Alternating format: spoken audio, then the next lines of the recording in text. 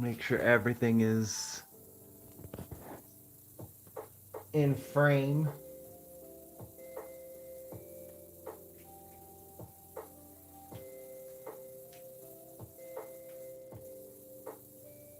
Hello, Gray's Cloud Art. Welcome, welcome.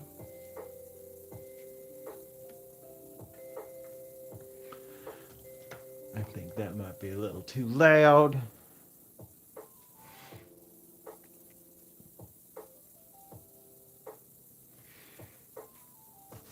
Okay.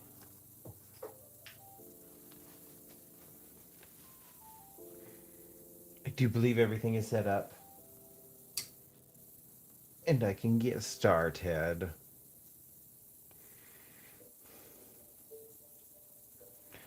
Ugh. I'm struggling.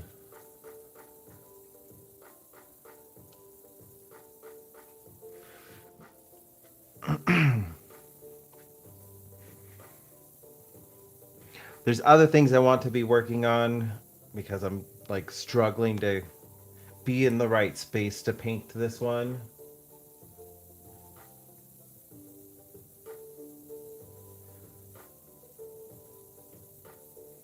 Mios, welcome, welcome. I hope I am pronouncing that correctly. I know what I need to do. I am finding it hard. Just start, just start, just start. It's always the best course of action. I see some leaves that could use an extra layer of paint.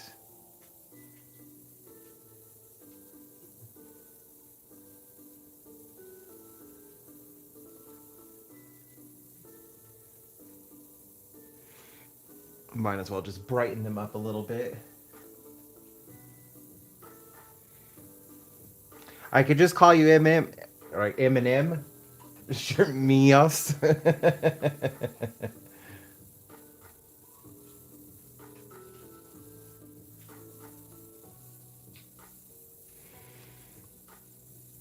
I'm trying my best with people's screen names. If you'd prefer, I could call you Eminem.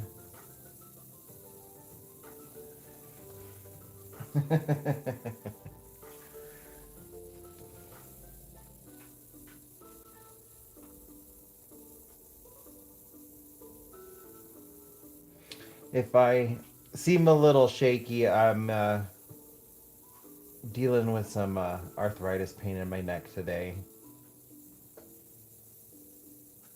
So it makes me shaky when I'm having a bad pain day. We got some like storms rolling in, but they haven't really dropped much. But they're just rolling through.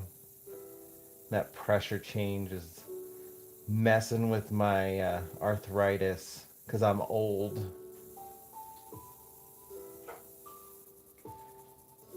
Even though I've been kind of dealing with this arthritis since I was in my 20s. How's it going, Cass? Nice to see you. I'm pushing through my struggles with the painting. I'm finding it hard working on it right now, but I'm just kind of like going over some areas like these right here where the paint could be a little bit brighter, just adding extra layers.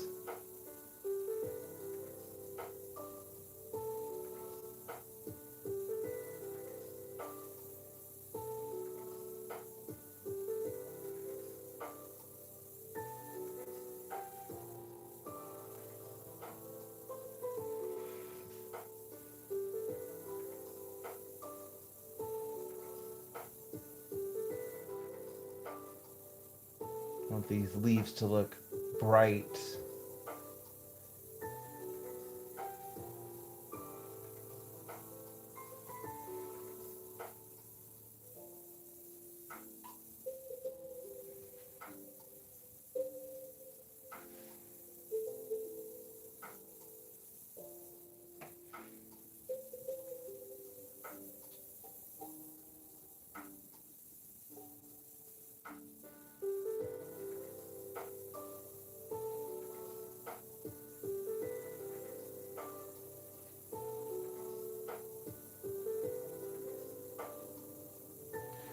Oh no. I hope you're able to find a workaround for it. Do you have like any local yarn groups? One of my friends is a part of one here in Reno. I actually don't know if it's still going on. This was some years ago, but uh, she got some yarn that she couldn't use for a project, and she ended up trading it with somebody for yarn she could use. So I don't know if you have like any local groups like that, and maybe meet up with somebody and trade yarns,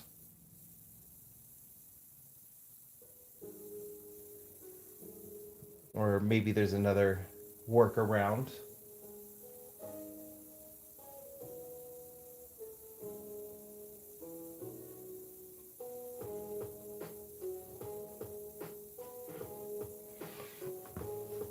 Well, I'm glad you can make it to this one. Yeah, I'm hoping I could finish the tree at some point tonight. I've actually been figuring out how I'm gonna go about the lilies, how I want them to look. So like that's coming up, and then after the lilies, I want to just add in like some little patches of clovers, kind of fill in the flat looking grass, give that illusion to depth.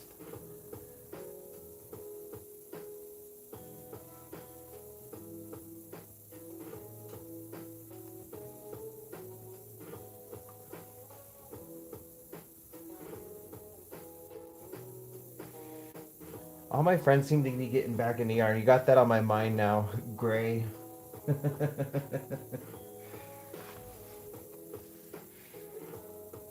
I learned how to chain with crochet, but I never did anything beyond that. I think actually I made a pot holder, like a very like amateurish pot holder. This was like back when I was a teenager.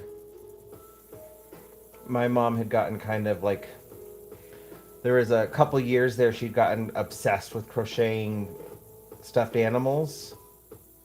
She got all this crochet stuff, the hooks, yarn, books. And then like after a year or two, like she kind of stopped doing it. I think she picks it up now every once in a while, like she'll do a blanket or something. I don't know. I haven't spoken with her in a while, but um, I would every once in a while just pick it up and kind of like practice chaining, so I can start a chain.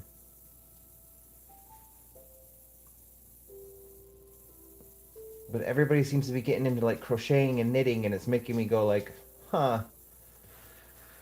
Should I pick that up? I watch a YouTuber called Complicated Knots, and I love watching her figuring out how to make things. And it reminds me of painting a lot, the way that she like comes up with these designs and then creates them from just her own head. And some of them are so intricate. I absolutely love watching Complicated Knots.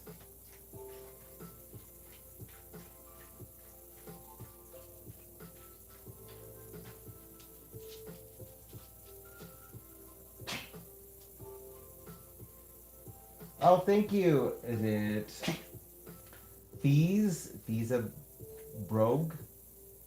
Brogdon? Fees Brogdon? I hope you don't mind if I call you Fee for short, because I'll remember Fee. Oh, I think you would absolutely love Complicated Knots. She has a bunch of animal patterns that she does. She does give out patterns for free. She also has some paid ones behind her Patreon. But she does like also create them on her series, and I have other friends who have actually like picked up stuff from her without even looking at her patterns, just watching her crochet. I think my favorite series she did was she had four canvases, and she themed them around the seasons to represent like spring, summer, autumn, and fall or winter. And she just like crocheted these different elements almost like they were bouquets of flowers to represent the seasons, but they weren't just flowers. Like some of them had mushrooms. The summer one was like corals and all sorts of ocean themed plants, even though coral's not a plant, but like it was really pretty. That was my favorite series. I loved watching that come to life. I appreciate that, Fee. Yeah, I need to share Complicated Knots. I think a lot of people in this community would really love her. 'Cause she's definitely an artist. She's an artist with yarn. She also does a Pokemon series where she was playing either Heart Gold or Soul Silver, and every time she caught or evolved a new Pokemon, she would crochet it.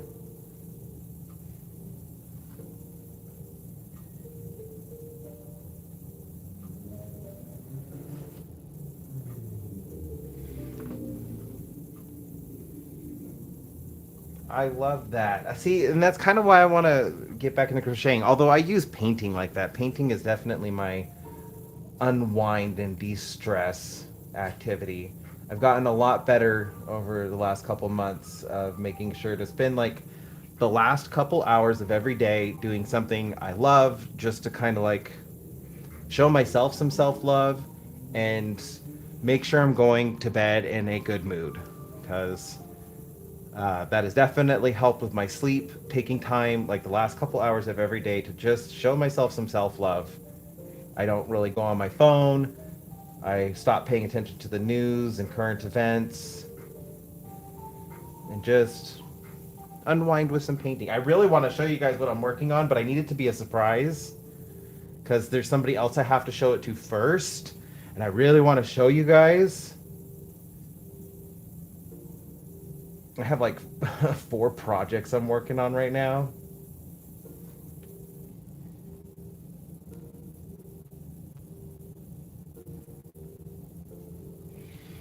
I know you can do it. You showed me some of your work. I absolutely have faith in you.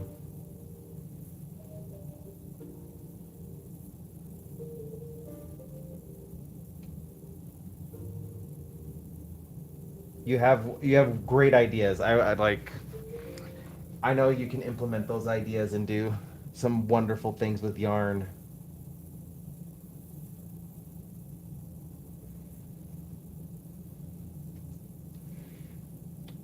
Trying to give the hint that this is further in the background. I'm gonna need to add more here. I have a feeling I'm gonna need to do one more highlighty layer. I was thinking I might be able to get away with it, and I don't think I'm going to be able to.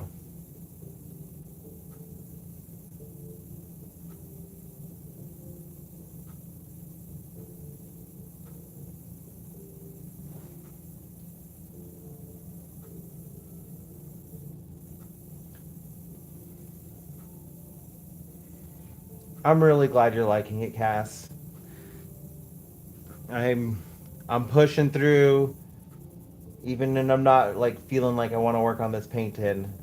That's also why I'm liking really. Okay, if I can like slow down my words, I'm really liking using the lives to get your painting done. It's forcing me to stay like on top of it, and even like tonight when I'm not in the mood to work on this painting and I feel like I'm gonna struggle with it, I'm still doing it.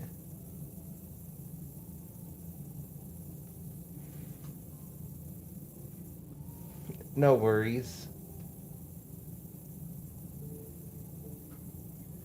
There we go.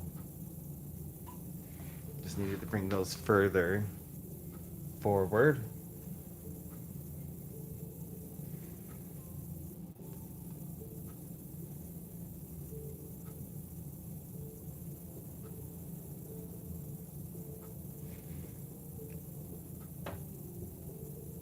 Also, if anybody here is curious about the music I have playing, it's Glitch City. She does remixes of video game music, um, a lot of Pokemon music. She does lo-fi. She has a live stream that she just has going with all of her lo-fi songs. That's what's on in the background right now. But she also does other high energy remixes. So if you would like to check her out, I really admire her remixes. She has got quite an ear.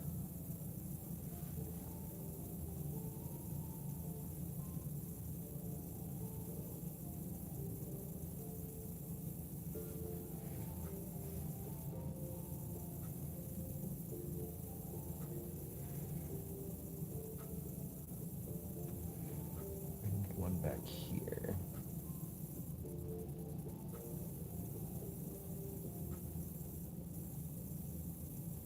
And one peeking through.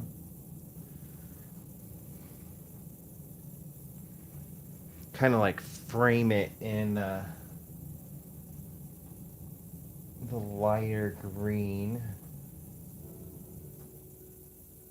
I'll push it further back.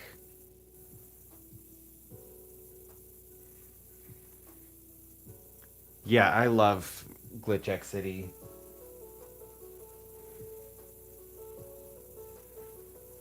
She's one of two Pokemon music remixers I really love. Hoops and Hip Hop is the other one. He hasn't released any new stuff in a minute, but I have a feeling some more is coming out, especially with Gen 10 in the horizon.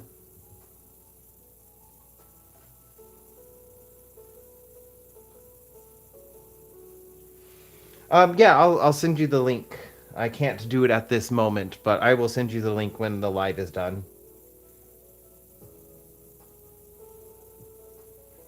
Or maybe I'll share it in the communal post. That way everybody can get it, because I have gotten a couple messages about it. It would be the right thing to do.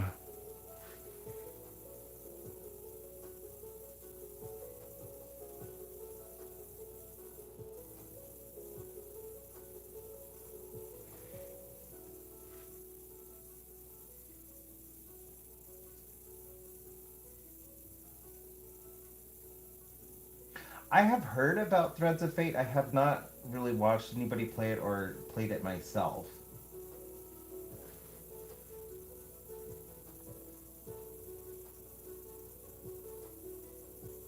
And I am going to need to play a new game soon. Legends EA is kind of like I feel like I've it's played its course with me. I will definitely get that shared on a community post. Maybe I'll share just a picture of where this is looking after the live. So if you can't stay for the whole live, you can still see what it looks like.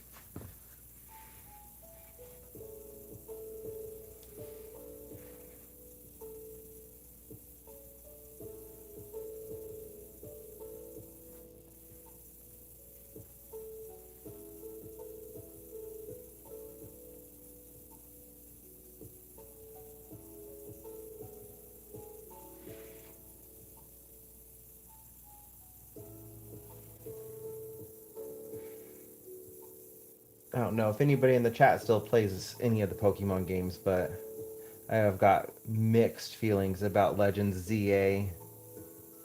There are aspects I really do love about the game, but then there's a lot that's left to be desired.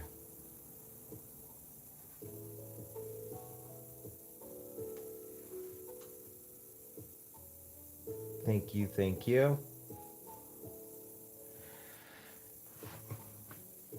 So like the game feels so small to me, and this is like my biggest gripe with it.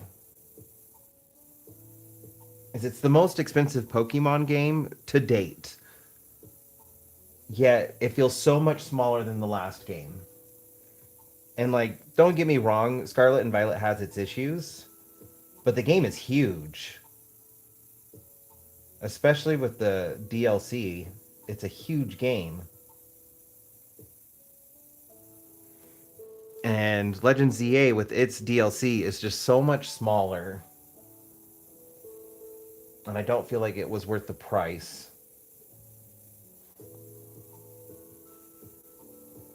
Hey, Frosty. Yeah. Trying to just unwind. Also, I have some Australian viewers, and they can catch, some of them can catch this live stream slot, so I thought this would be a good one to do on a regular basis.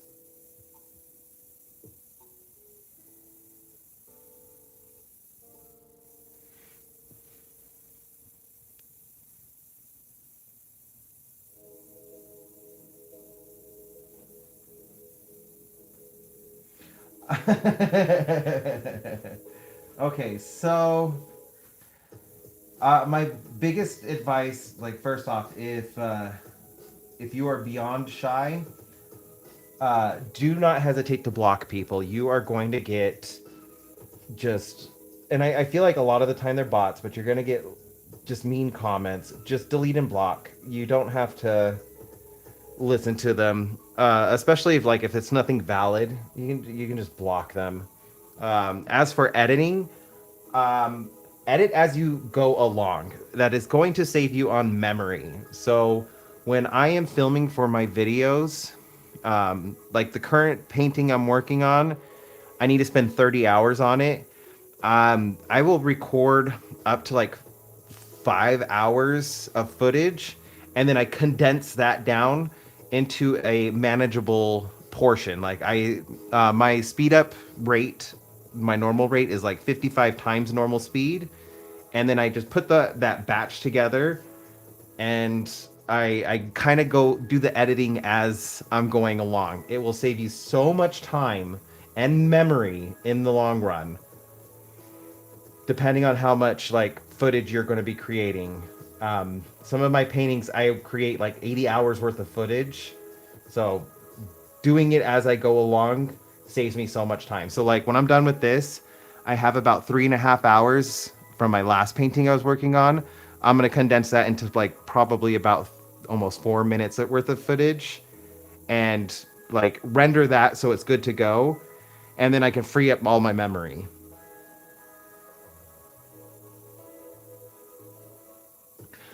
My favorite of all of the Pokemon games is Pokemon Emerald. I was with Pokemon from the very, very beginning. I remember buying first edition base set packs at Gamekeeper. I had blue version and yellow version, and then I remember gold and silver coming out, and all of the little things making its way from Japan regarding like Pokemon from the second version or from the second generation. So like Steelix and Murkrow were my first Pokemon from Gen 2 I ever saw, because I had a friend who worked at a swap meet in Las Vegas, and I would help her out at her booth, and she had those copies of the Koro comics, and I got to see Murkrow and Steelix first. And all my friends were really jealous that I knew two Pokemon. I knew that Onyx was evolving and it wasn't the Crystal Onyx from the anime.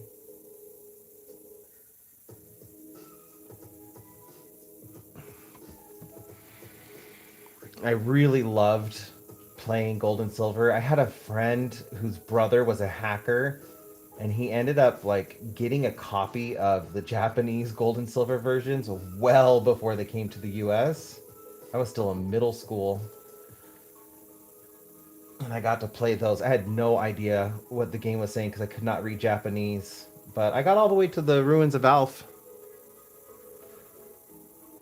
before like she pissed her brother off, and he was like, "You guys can't use my computer no more." And so that was the end of that.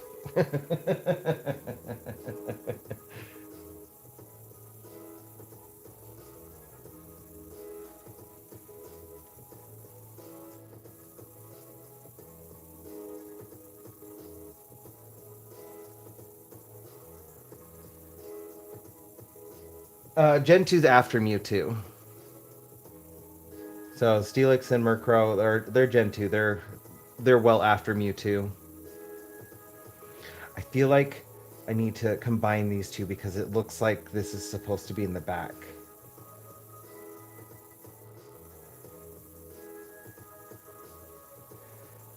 And this is going to help it look like it's part of this branch in the front.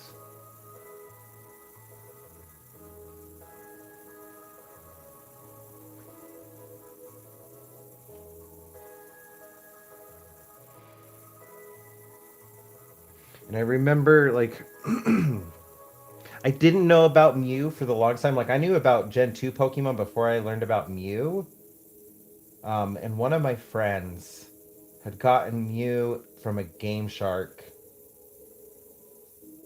and that was how I found out about Mew. And it made me believe that like all these other Pokemon existed. Mew 3 existed, Charcoal, Charizard's evolution existed, Rainer, Blastoise's evolution existed, and what was the other one? Uh,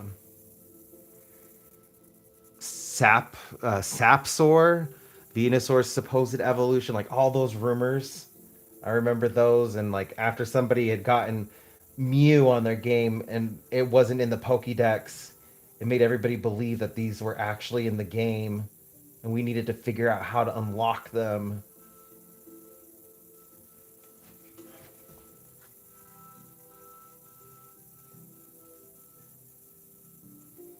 Team Rocket never had their own movie, but they were in every single movie that had Ash Ketchum. Because I do believe there's more movies out now that are after Ash left, and so Team Rocket isn't in them. But they never had their own outright like movie. I really thought they should. I love Jesse and James.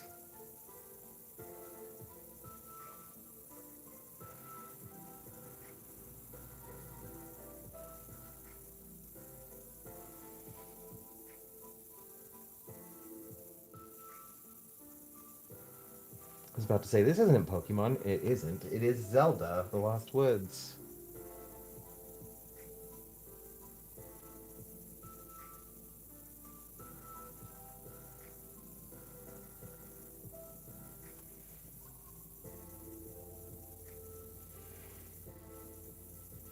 That movie.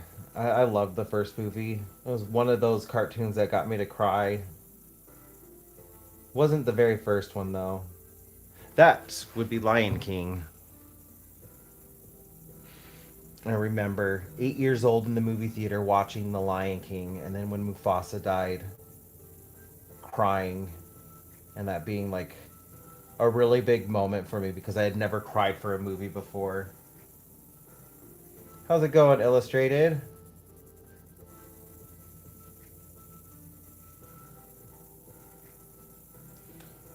I think like it gave my 8-year-old little heart an existential crisis because no movie had ever made me cry before, and I didn't understand why I was crying for a movie.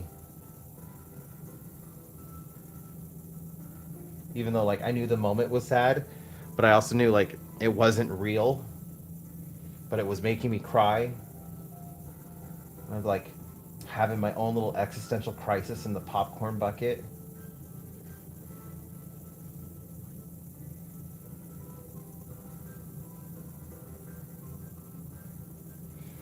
Oh, the Fox and the Hound, and that one like gets me teary eyed as an adult, but it didn't make me cry as a kid.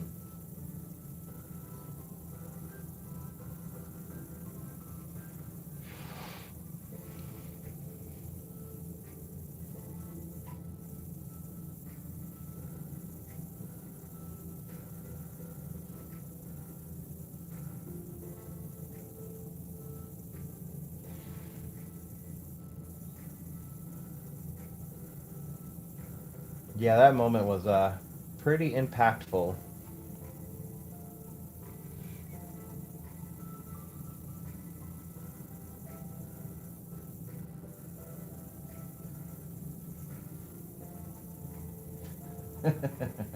It's been a minute since I've ugly cried.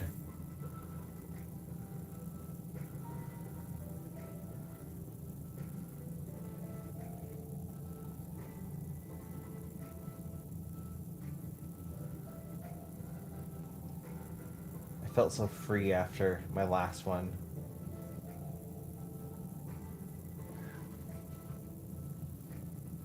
Maybe I should do it. I think it's therapeutic for the soul sometimes to just cry.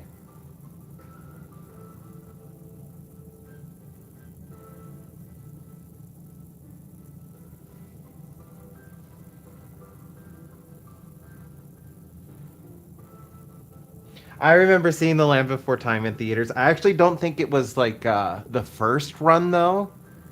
I'm not sure if it was the first run. I think like if I'm remembering correctly, the movie theater, like, so, a little history lesson about me. I was born in, like, mid California.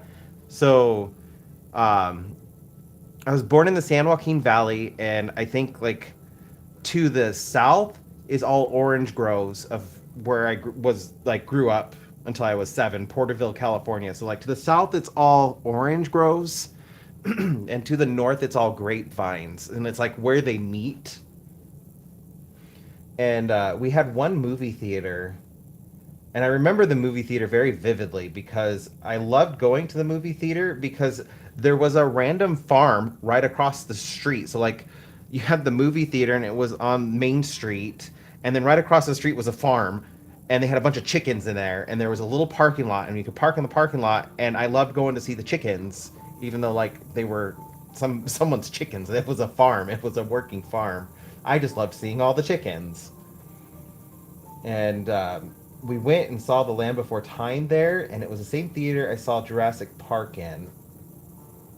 And if I'm remembering correctly, I think the theater, like, re-released The Land Before Time to, like, go with the Jurassic Park movie coming out.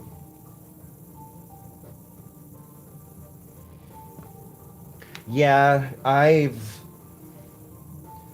it's a habit I'm still, like, trying to break. I have problems, like, holding back, like, I'll cry for, like, movies and for, like, other people, but when it comes to myself, I tend to hold in those tears, which is, like, led to some problems because, like, it's natural to cry, and sometimes you just need to cry. Oh, but The Land Before Time, I need to see that again. I haven't seen the first one in so long. I watched the second one. I think I watched the third one, but then after that, I was like, I don't like The Land Before Time anymore. Even though it was dinosaurs, I think something about the third movie just made me go, I'm not interested in this anymore.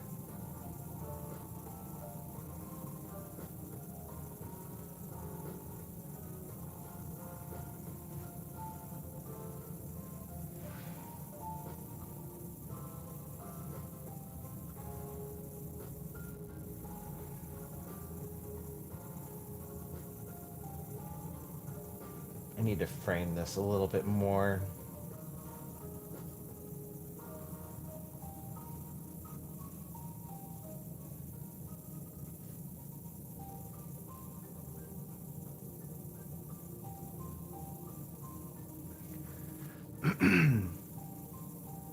I mean, I guess I could have seen it. I was born in '86. I'm just not sure. Like, I don't remember the year Land Before Time came out. I just remember the VHS with the stupid Pizza Hut commercial in the very beginning of it. And when I was super little, doing, like, whenever you would read a book, you get a sticker, and if you got 10 stickers, you get a free personal pan pizza from Pizza Hut, and it was, like, on a button, and the school would give it to you. So, like, at first, I thought that was really cool because I was like, oh, it's my pizza place, and they're on the Land Before Time. But needing to watch it, like, in the beginning of turning the VHS on every single time got really old.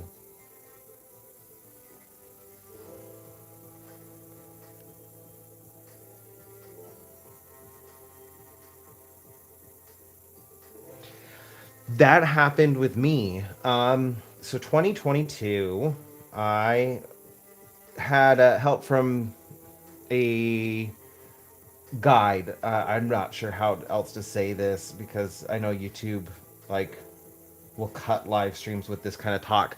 Um, he was a certified psychiatrist or psychologist. He was a certified psychologist, but he started pursuing alternative, like, healing, and ended up surrendering his license so he could pursue alternative healing. And with the little, like, magic fungi, and I ended up doing, like, doing working with him on that. It seemed like something I could try. I seen some studies on, like, the benefits of it, and since I felt like he was a professional, um, I would see his services or use his services, and I probably will never do it again. But it was definitely something I needed. And after that session, I ugly cried like I had never ugly cried before. And yeah, I had such a horrible migraine from that crying. Like it felt good in the moment, but I was kind of messed up for a couple days afterwards because that migraine just like stayed with me.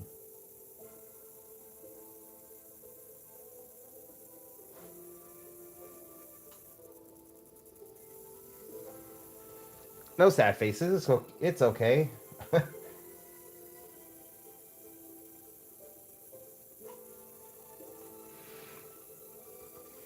It's not like you can help that you're getting older. So I poke fun at getting old.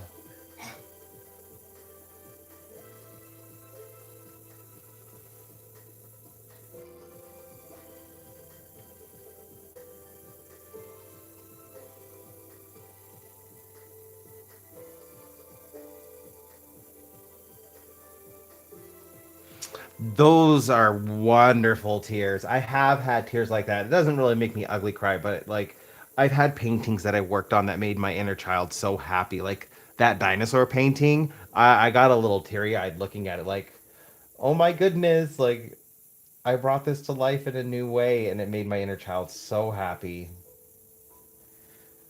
My painting of Dexter also, I that one still makes me cry. Mainly because tomorrow's the anniversary of when we had to say goodbye. I've been struggling with that. That's one of the reasons why I've been like, I don't want to work on this painting because I'm dealing with my own like the anniversary is tomorrow, and I'm really missing the little guy. He was such a good dog. And I see his painting every day. I also mixed his ashes into the paint, so he lives in the painting. And I always feel like I'm seeing him. And normally, like, it makes me smile because I get to see him.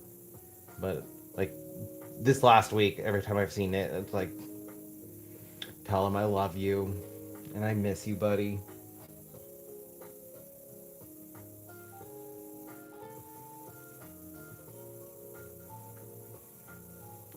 I like that. It's a pretty good life motto.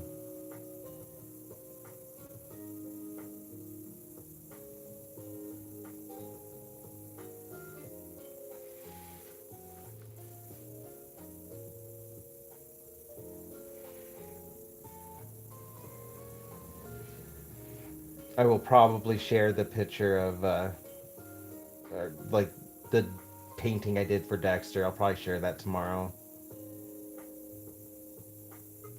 just to kind of honor him. He visits me in my dreams every once in a while, and I'm kind of hoping he'll visit me tonight. It's been a little bit since he's popped up in my dreams.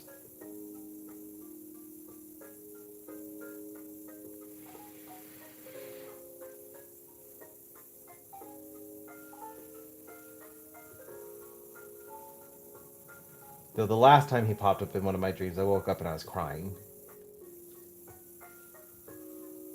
because I missed him. And I was so happy he showed up in my dream.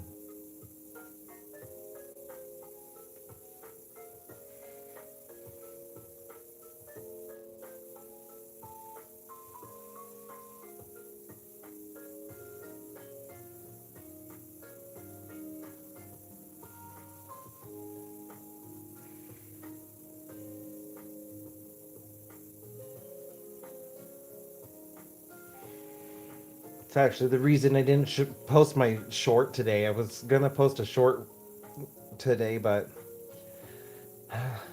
I just wanted to kind of like sit with my feelings, missing Dexter.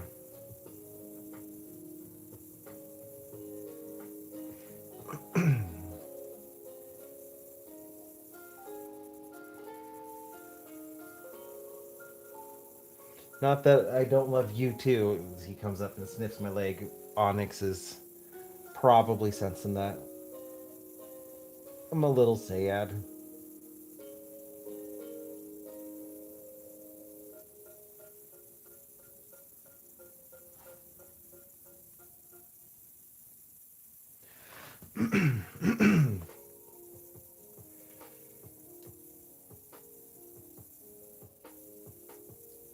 That's also a good way to do it. I what was this? It had been a long time ago. One of my classes, I for college, I wrote a paper about like it wasn't a psychology class. I think it was my sociology class, uh, which is like why we sometimes give better advice to others than what we can follow for ourselves. Like because we can objectively see their life and help them through things that even though like the advice would be applicable to ourselves, we can't seem to follow it because we don't see ourselves objectively.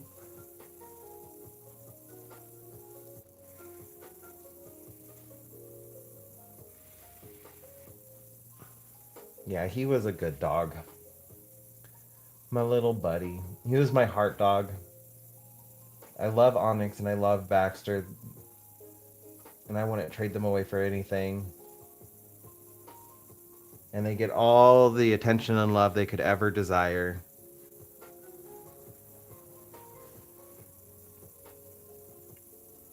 Dexter was special. I'll never be able to replace him. I'll feel the same way about Onyx and Baxter when their time's coming up. Baxter's starting to scare me. Yesterday, he had a moment that really freaked Eric and I both out.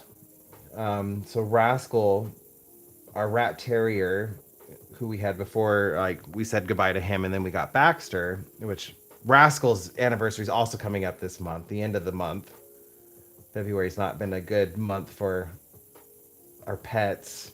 It's also the anniversary of Solo. Solo was the 25th.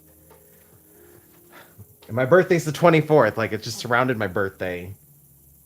But Baxter's doing something Rascal used to do towards the end of his life. And I'm thinking Baxter might actually be older than they told us at the shelter, which is fine. Like, if he is older. We were told he's 12. Our last vet visit, like, that would put him at 14. Our last vet visit indicated, like, he might be 16, 17. And that's kind of freaking us out a little bit. But he had fallen asleep. Now, something Rascal would do is like Rascal would get into like these really deep sleeps, and it almost seemed like he wasn't breathing anymore. And like we would pick him up, and he would be completely limp, and it would freak us out because we're like, "Oh my gosh, Rascal!" Last night, Baxter did that to us, and Rascal had never done it before, except for like his last year with us. That was when it really started happening. And so Baxter doing that last night kind of like brought up those fears of like, oh my goodness, is he closer to the end than we think? So we're gonna have to get him to the vet, especially because Baxter's birthday is actually coming up too. His is the 8th of March.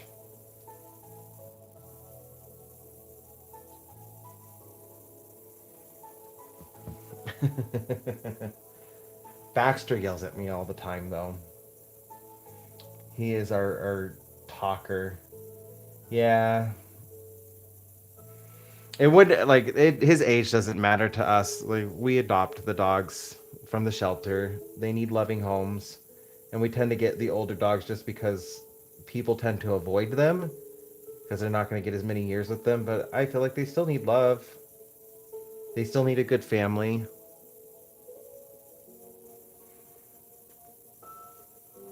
even though it's hard when they don't get as long with you. But I'm really hoping Baxter's not that old,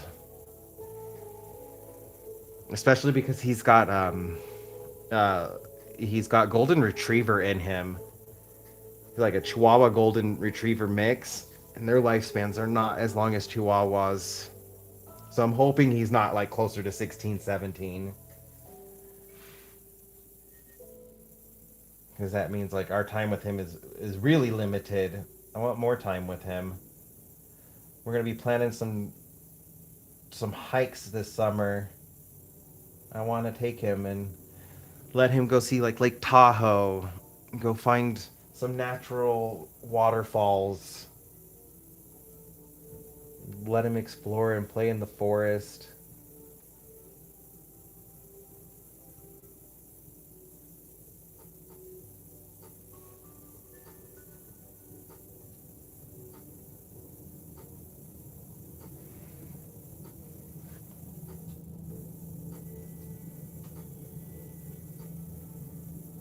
He's doing something else too that Rascal used to do.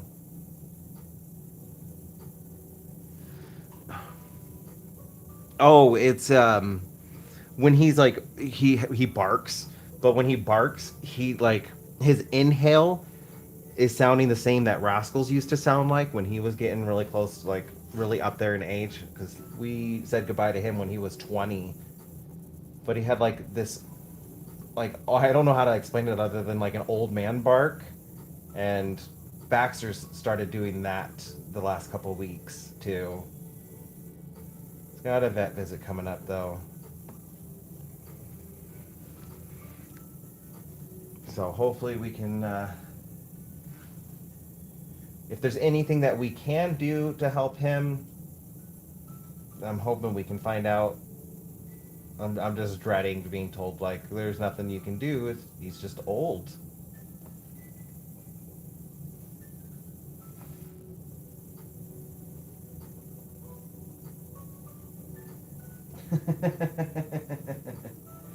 I am highly allergic to cats.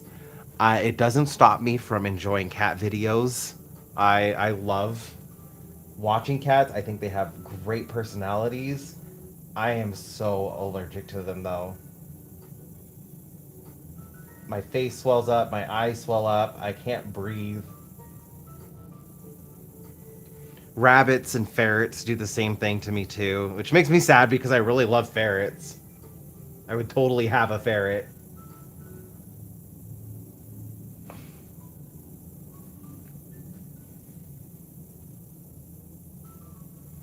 Actually, I probably would have a cat if I wasn't so allergic to them.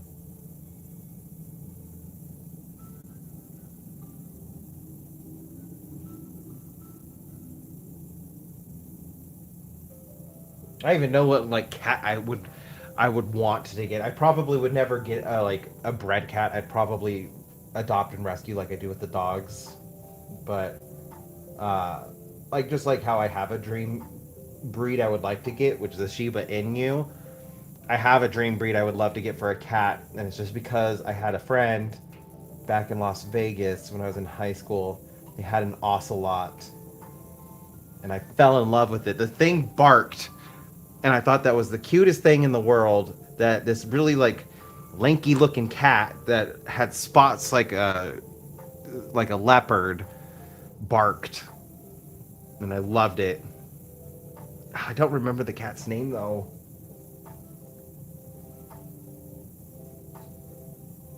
I appreciate that.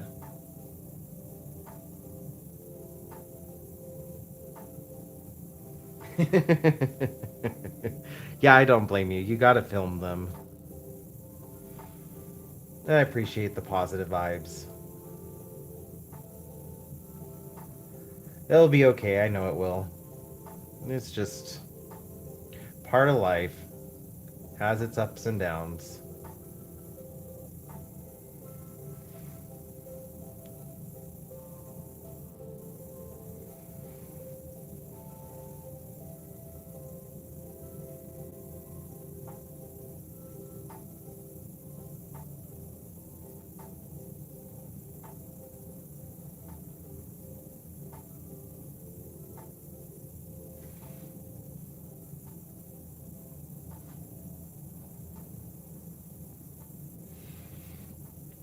Yeah, that's why I wanted one. I when we got Dexter, so I was with my ex and he had a dog, Zoe, and I loved Zoe. Zoe was also a rat terrier. Um, but when we had to say goodbye to Zoe, we went to like about 2 weeks after we ended up going to the Humane Society in Vegas because I thought it would be good for my ex, who was falling into a deep depressive state after losing Zoe.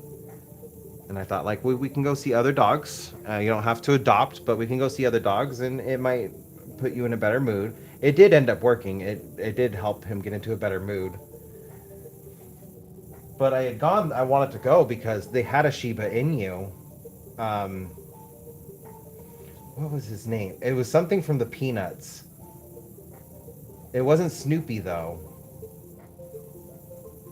Uh, Anyway, like that's who we went to go see at first, and I immediately knew I had them bring out the dog, and the Shiba Inu wanted absolutely nothing to do with me or my ex. Just snubbed us, and I figured it was because like he probably had been brought in and was still like attached to his original owner, but because he wasn't interested in us, like we didn't get to really play with him. Like we were trying, he just was not interested in us at all. So we started looking through all the kennels, and that was when we found Dexter and got Dexter because Dexter was like instantly enthralled with us. He got through to my ex. It's like he knew like if I'm gonna be adopted by these guys, I'm gonna need to put on the charm, and my ex ended up falling in love with him. But then like Dexter was attached to me. Dexter became my dog.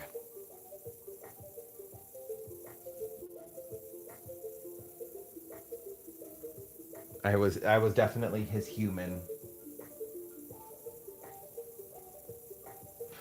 No, it wasn't Spike. It was one of the kids' names. I remember his sister was Lucy, but it wasn't Charlie Brown. Maybe it would have Lionel. Lionel. That was Lucy's brother, Lionel. Right? Lionel was the one with the blanket. Linus. Yes, thank you, Fee. You're right. It's Linus. Totally missed your comment.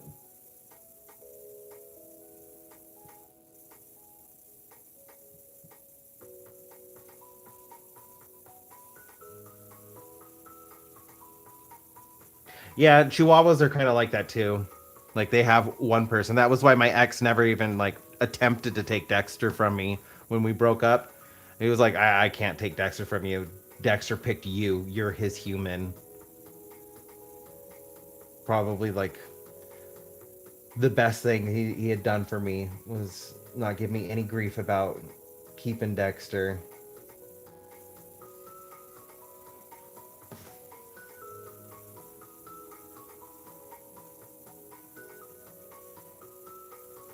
And Dexter had a really good life.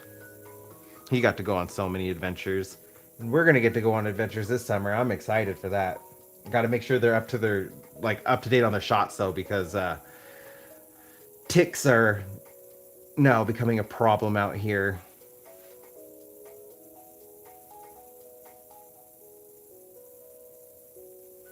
Yes, it was Linus. That was his name.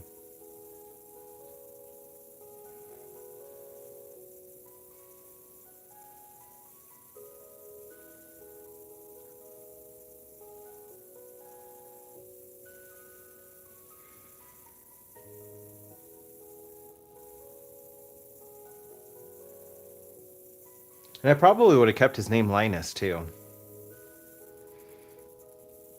We had to change Dexter's name. Dexter was Nacho, and I was like, nope, you are not staying Nacho. And we just had a bunch of different names until like he perked up with one, and we're like, oh well, I guess that one's gonna work. And so we got Dexter.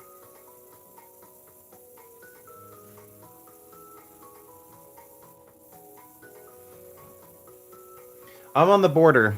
Um, we have forests and mountains just to the west of us, like maybe a 40-minute drive. So like we're right in the middle. We're right up against a forest. Lake Tahoe is surrounded by really pretty forest, and that's only a 45-minute drive away from us.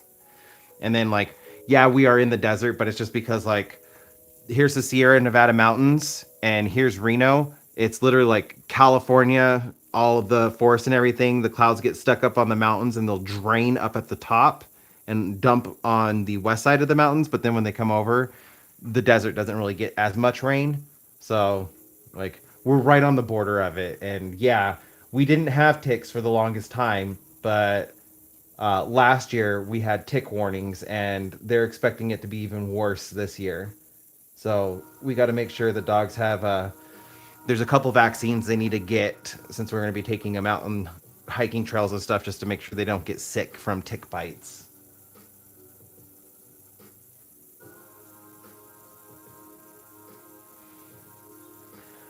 Oh, I am planning some art videos of going out into the forest. Um, I'm trying to like see if there's any way we can budget for a trip out to Sequoia National Park because I really want to see Sequoia. It has been so long, and I think a lot of people, like in my audience, you guys included, would love to see Sequoia National Park because these are the tallest trees in the world. Sequoias are huge. And I know I would be super inspired to create, take so many pictures, and I want to do a live stream while I'm in the park.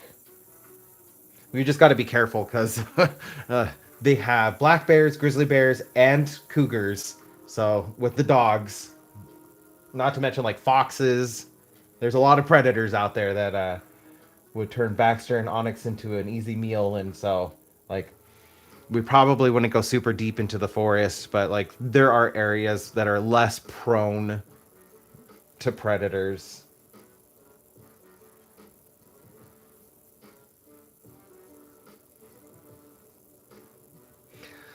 You just gotta wear jeans and like you can tape your like the bottom of your jeans so they can't crawl underneath it.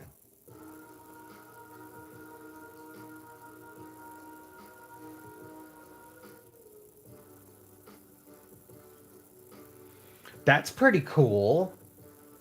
I haven't been to a concert in a long time. I don't do well in concerts. That's why I haven't been to a concert in a long time. I am claustrophobic, and the crowd kind of like freaks me out.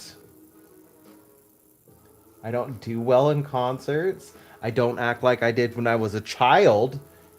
Um, my parents had taken me to go see the pirate ship at Treasure Island, a hotel and casino in Las Vegas.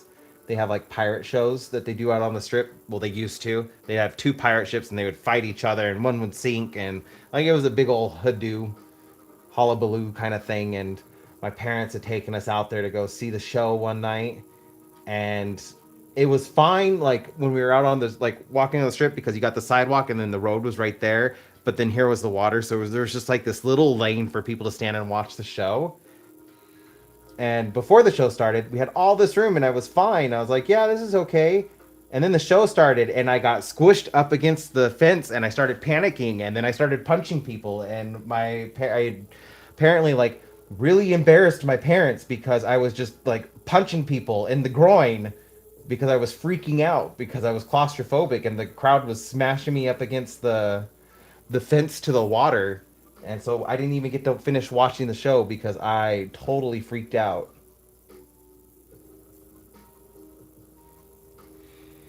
And I've tried going to concerts since then. And yeah, I don't do well at them.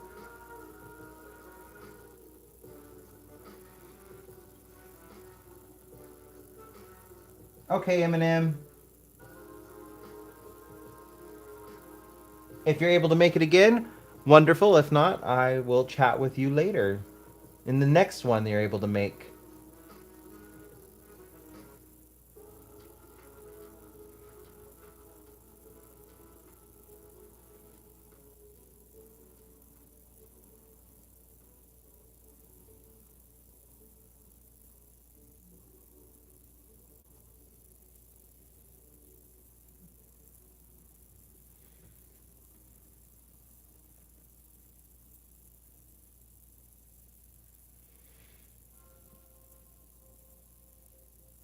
I definitely want to show off more of my little part of the world, especially with how much like the desert inspires my work.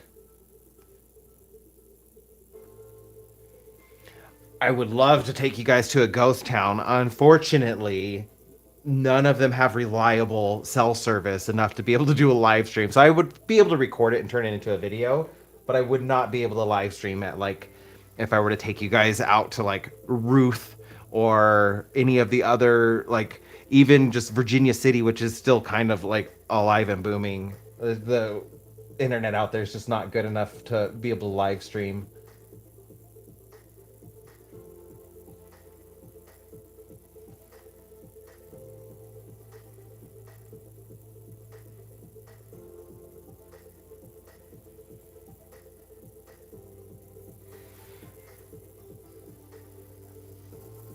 I could see that being good for agoraphobia.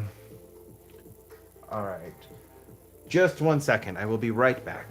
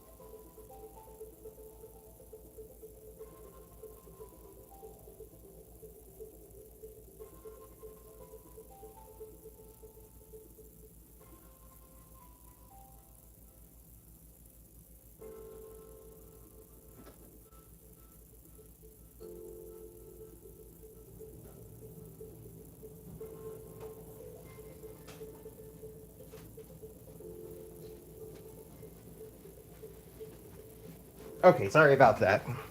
I am back.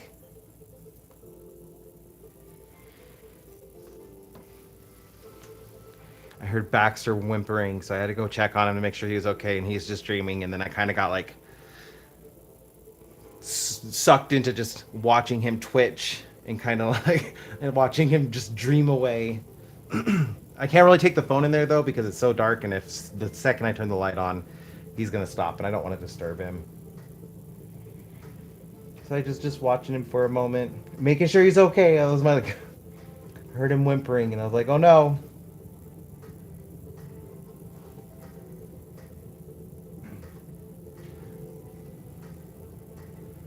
My husband has kind of hinted that he thinks I am suffering from agoraphobia as well. I need to go see somebody, which is weird because I'm a very like extroverted person. I'm like 50-50 to tell you the truth. Like I can get recharged just being by myself, but I can also be recharged around other people until I'm overstimulated. Then I cannot. But lately, like I've been struggling to go outside too, like outside of responsibilities. Like tonight, he's out with some friends at a drag show.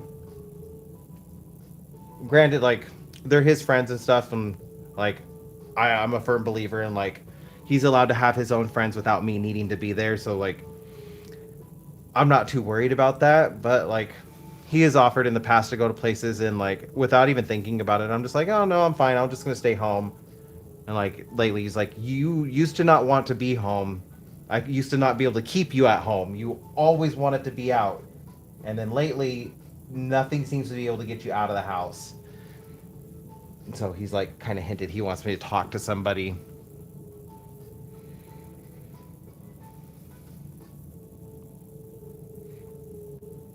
Where am I going to place you? Right here.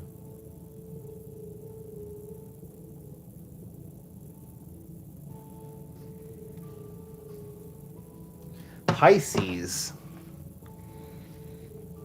My birthday's actually in 10 days.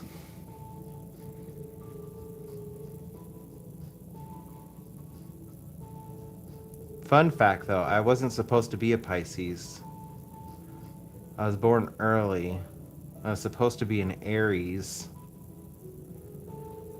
But according to my parents, the story they told me, when my mom was pregnant with me, they had a cat, and my mom tripped and fell down the stairs because the cat ran between her legs, and it put her into labor, and I was born.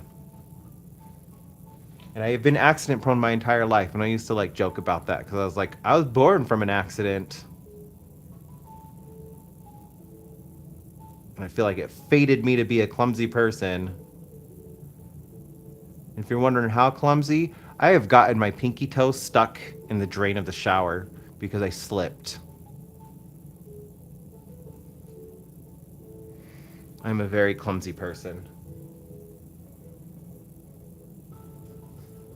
Yeah, working, running errands are the only times that like I leave the house, and even then, like if I don't have to, if I could do something from home, I don't go out. Eric thinks it's like unprocessed trauma, though. That's why he's like kind of hinted that he wants me to talk to somebody about it.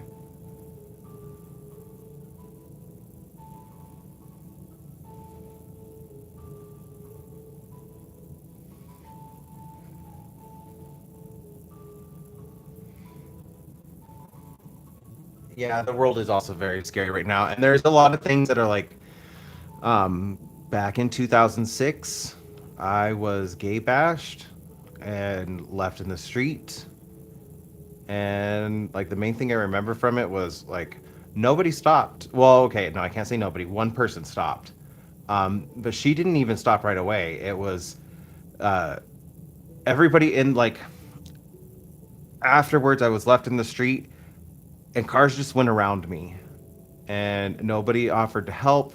No one did anything.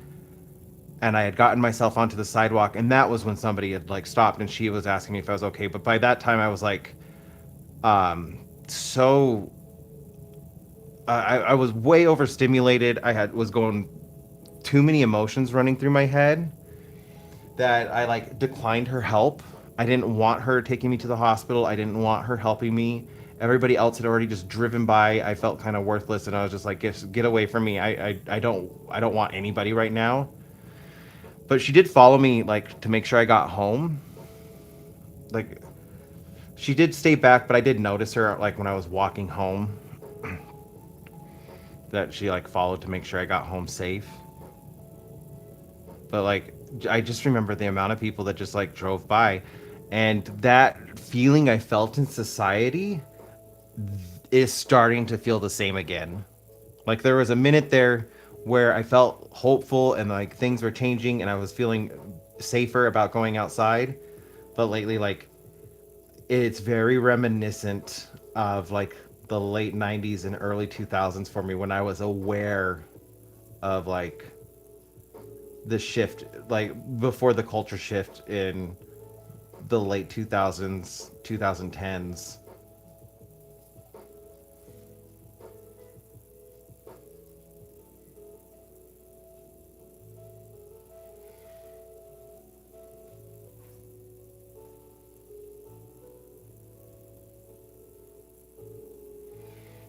Yeah,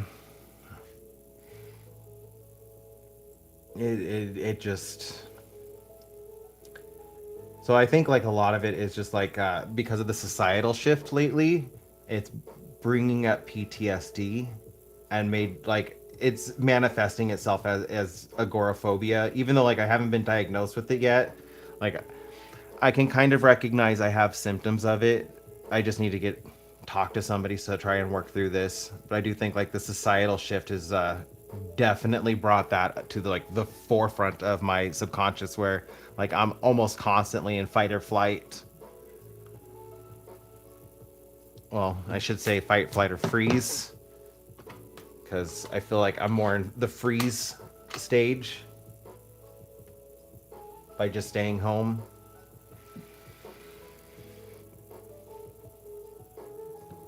Not to mention like I do still like have to like do some stuff just because the world doesn't stop.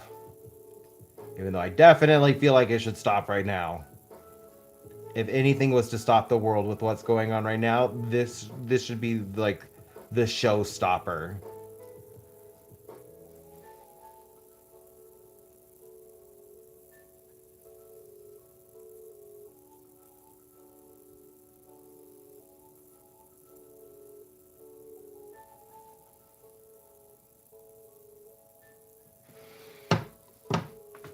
It's definitely looking brighter. And like if I cover this spot and just look right here, it looks really ugly and gross because like I'm I can recognize this yellow green that I used is ugly. It is an ugly green, but sometimes you got to use those ugly colors because like in this part, it just makes the other highlight just so much more eye popping. It makes like the rest of the leaves look really pretty.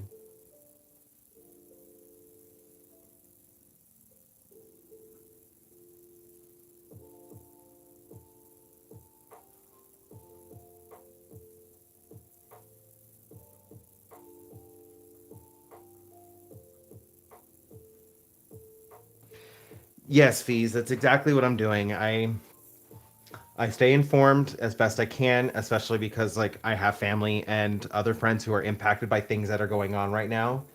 So like I stay informed, make sure like I understand changes that are happening around me so that I can be better protected and safe. And then I also make sure I take time to make myself happy. Most of my painting is done at night, and it's just like my way of unwinding from the day. When I'm home, I can show myself some self love. I take like at least an hour or two before bed to show myself some self love. It's the only thing that's really helping keep me sane during all this.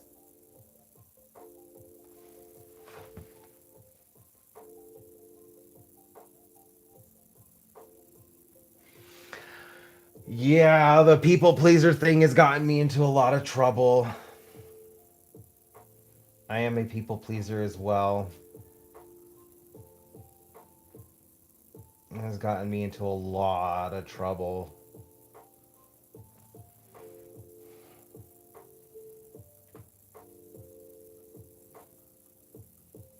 I want to help so many people, and then it gets me used. My husband is like, he's had to keep me in check. He's like, your heart is too big. I love your big heart, but there's safer ways of going about helping people. So like, he tries to keep me on track with like, not just like letting anybody back into my life. Like, I had an old friend like just pop by, and I was like, "Oh, this is cool. I haven't seen you since college," and like I let him into my house because I was just like I knew him from college, and we used to hang out a lot. But then like we went 2 years without talking to each other, and then he just like showed back up, and like he had showed me he had a flat tire in his car, so like I thought like he just happened to be in the area, so that was why he stopped by. And we were started talking, and then I used the restroom, and when I came out, I discovered he was gone, and he had stolen my laptop.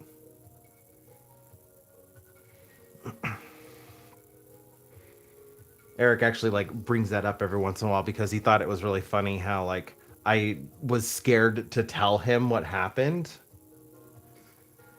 which in itself was also a trauma response just from like childhood because I was scared to tell him because I thought I was going to get in trouble because I had been robbed. And I felt like I was completely responsible for that because I was the one that let him into my house.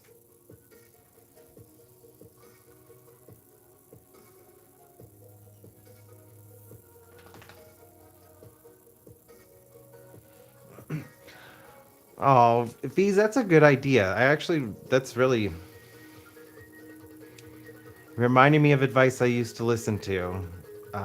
Every day I used to have a dry erase marker and I would write something positive about myself on the mirror in the morning.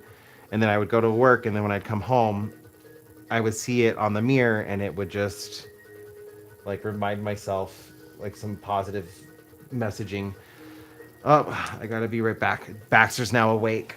He's scratching at the door, so give me a second. I gotta go let him out. I'm coming, I'm coming.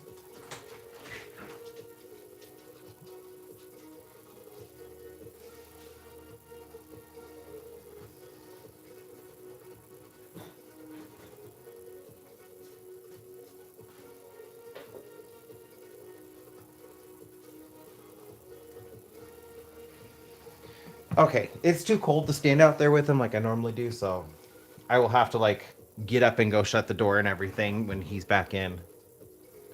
Which is funny. We have a doggy door. He won't use it though. Also, we can't keep it open all the time because it's big enough for raccoons to get in, and I would prefer to not have any raccoons in my house.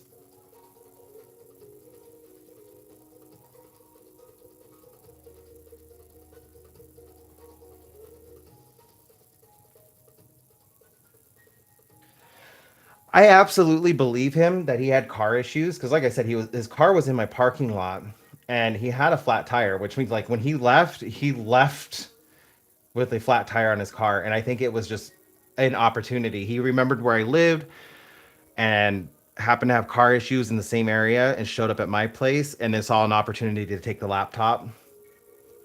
It's the only way like thing that makes sense in my own head because I was like, I didn't understand it either. I'd always been so nice to him.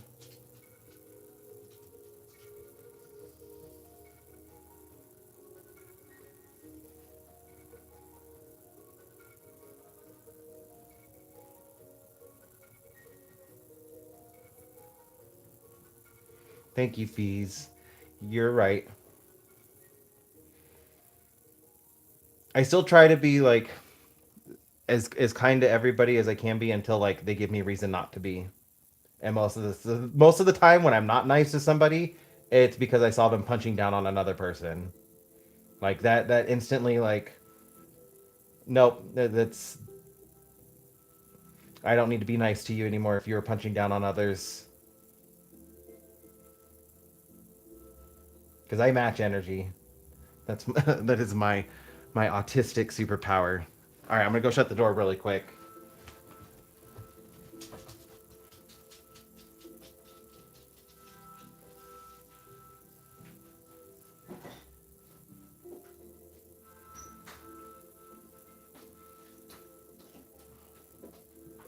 Did you go potty? Did you go potty? Were you a good boy?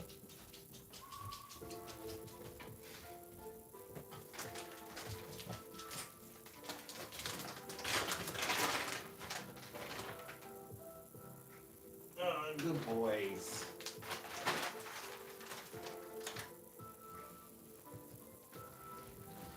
Okay, I'm back.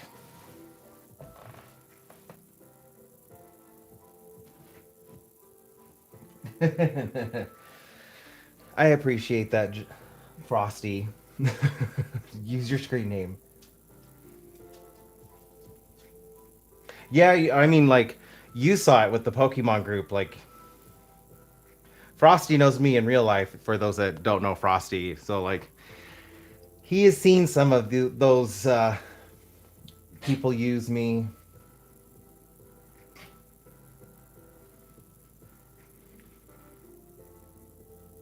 It happened a lot with the Pokemon Go group I was running.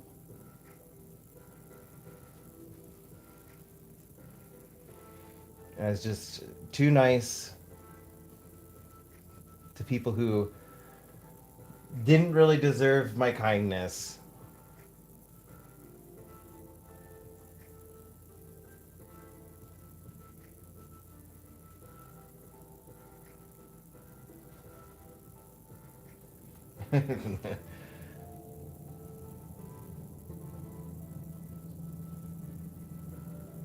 Although he has seen me like put other people in check.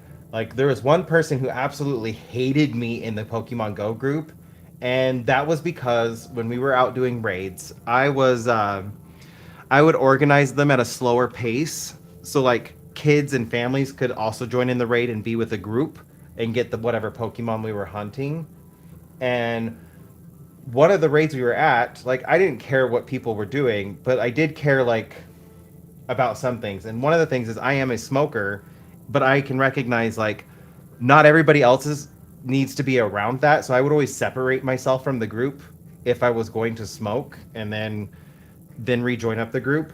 And one of the guys with us was smoking right in front of the kids, like within feet. And they weren't even his kids, they were other people's kids. And so I had asked him to move out of the group, and he like went off on me because I was discriminating against him because he's a smoker. Like, first off, I am a smoker myself. Like, I'm not discriminating against you. I'm asking you to be respectful of the fact that there are children here and you are smoking in front of them. I am just asking you to move away from them. And like after that, like this guy absolutely hated me. I was the worst person on the world, and like he had this huge vendetta against me and tried like all sorts of things to slander me in all sorts of groups just because of that one interaction, because I had asked him to not smoke in front of children. Yeah, because I just thought it was so rude. I'm like, you're the one smoking. Everybody around you has the right to clean air. You're the one choosing to smoke. You can remove yourself from the situation. Like, let everybody breathe in peace. You go remove yourself, and when you're done, you can rejoin the group. And also, with the way that raids worked, he would have still been able to join in the raid. It wasn't even like I kicked him out of the group. But, like, I was discriminating against him because he was a smoker. And it did not matter to him that, like, when he found out I was a smoker as well, like, that I was discriminating against him for being a smoker. I just thought it was kind of funny, like the lengths that that guy was going to try to slander me. I was like, whatever, dude. Like, if it helps you sleep at night, whatever. I was I was very polite about it at first. You were the one that blew up, and I wasn't going to stand for it.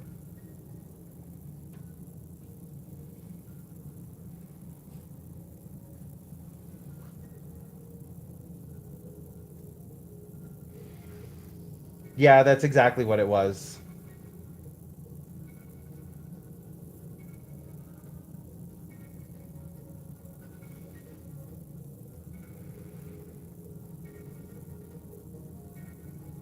I actually don't think I had ever shared that with with anybody on YouTube.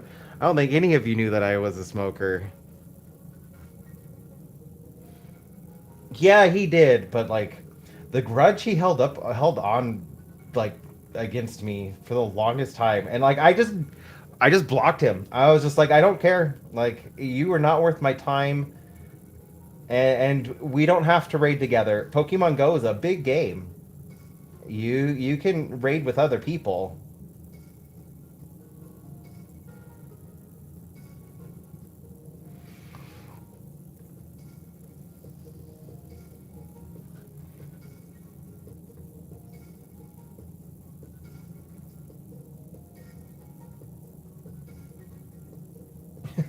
Yeah, because he was fine up until that point. I just like it was definitely like something had just switched in him all of a sudden. Last I heard, though, he wasn't doing so good health wise. But like I haven't seen anything on him in the longest time because I just don't go onto Facebook anymore.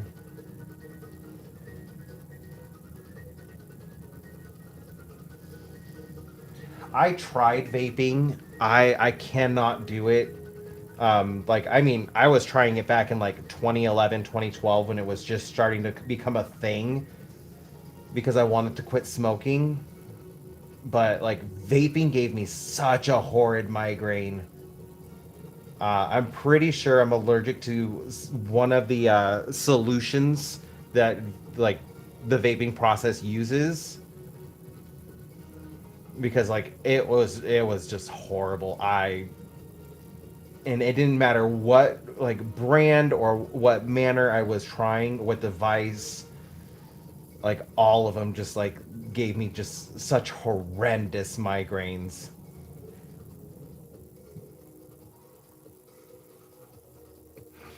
And out of all of the things like I had my teenage years, I started when I was 13. Yeah, I was 13 when I started smoking. That's an indication for like having a difficult childhood. Yeah, I was 13 when I started, and there's a lot of things that I tried as escapes, and I somehow managed to just like avoid the super hardcore stuff, which I'm glad because I have a super addictive personality. I know if I would have ever tried any of the hardcore stuff, I would have become super addicted to them and would probably not be here for you guys tonight. But luckily I didn't try those, but there was a lot of other stuff that I had tried like as an escape.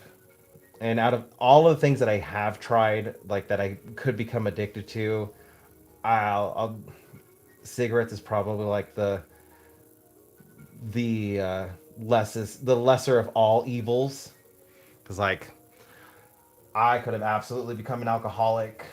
I could have become a dependent on other substances,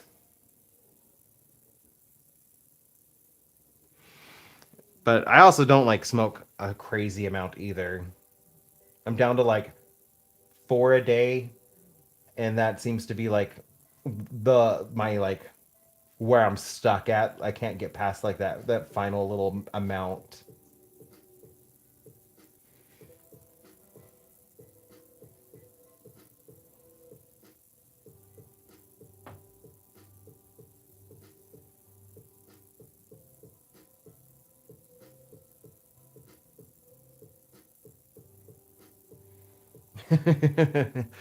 Boundaries are good. I have helped many of my friends set boundaries.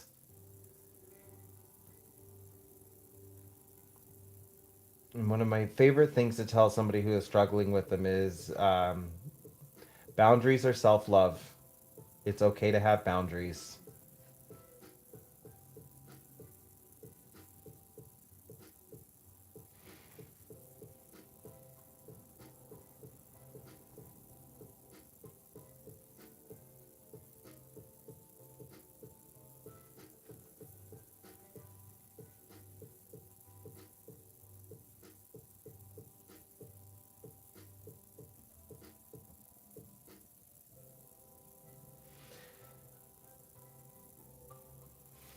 I don't know why I haven't been able to quit cold turkey. And what's funny is like, I was in band and like I played woodwinds, so like the instruments you have to breathe through all while I was smoking.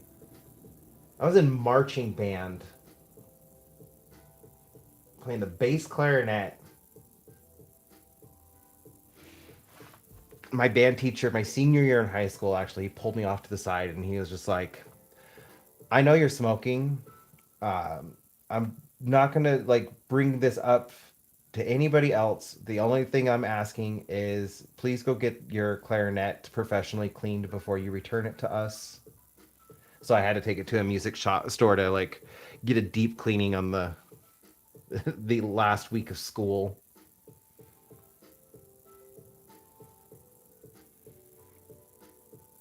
I remember like that was like I was working at Del Taco at the time, and that was like an entire paycheck to get the instrument professionally cleaned.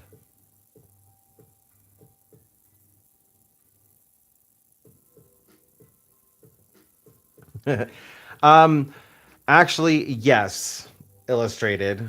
I typically save that before I go to bed, though, to help with arthritis pain, because I did not like being on prescription pain pills. Was getting prescribed those so much after my car accidents, and I just had to tell the doctors I don't want these. I don't like the way I feel on them. And they're like, "Well, it's going to help with your pain." I didn't care. I don't want to be on them. I don't like the way I feel on them. And they're like, "Well, there's nothing else that we could do." And so that's been my go-to, especially because it's legal in Nevada. I use it before bed, and it's just to help with arthritis pain, so like I can be relaxed and not just lying there in pain. That got old really quick, especially as I'm getting older. And I can definitely feel a difference in the morning, like from nights where I don't do anything to nights when I do. Like there's a big difference in the amount of pain I wake up in. So it's just become like something I save for going to bed. I can function without it. It's just to kind of help with pain.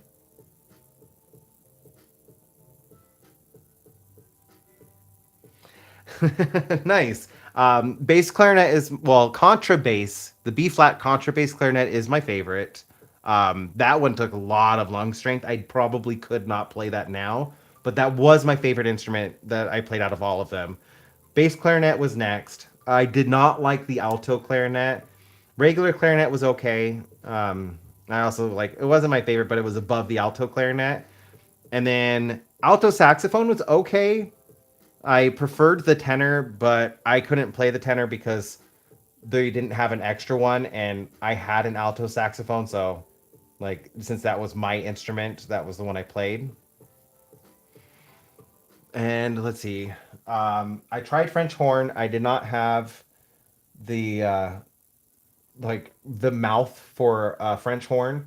I That was my first brass instrument I tried playing. I was like, I'm gonna go from playing bass clarinet to French horn. And it did not work out very well. I also tried the flute. I didn't really care for the flute either. That was another one. It was giving me like lip cramps. I didn't really like it, so I just stuck with the clarinet family. Although the saxophones were fun too. I would have loved. I wanted to learn the baritone, the bari sax, but we had a bari sax player, and the school only had one, so like I never had an opportunity of trying to learn the bari sax.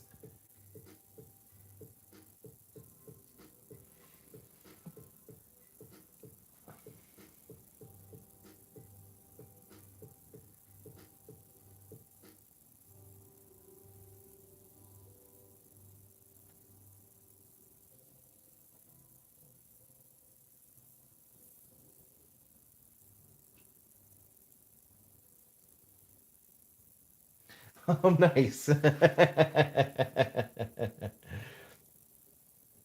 I wanted to learn the French horn. I thought it looked cool. It was an interesting looking instrument. Also, like when I was in high school, a couple of the boys I had crushes on were trumpet players, and we didn't have any trumpets, but we had French horns, and French horns sat next to the trumpets. So like I wasn't out at the time, but I wanted to be close to my crush, so I was like trying to find a way that I could get close, but I couldn't play the brass instruments at all. I could still buzz. Like I that's something I I did learn, and it still it still comes out to this day. I will sit there and buzz, and Eric's like, "Why are you blowing raspberries?" And I'm like, "I'm buzzing," because it's definitely become like a stem for me now over the years.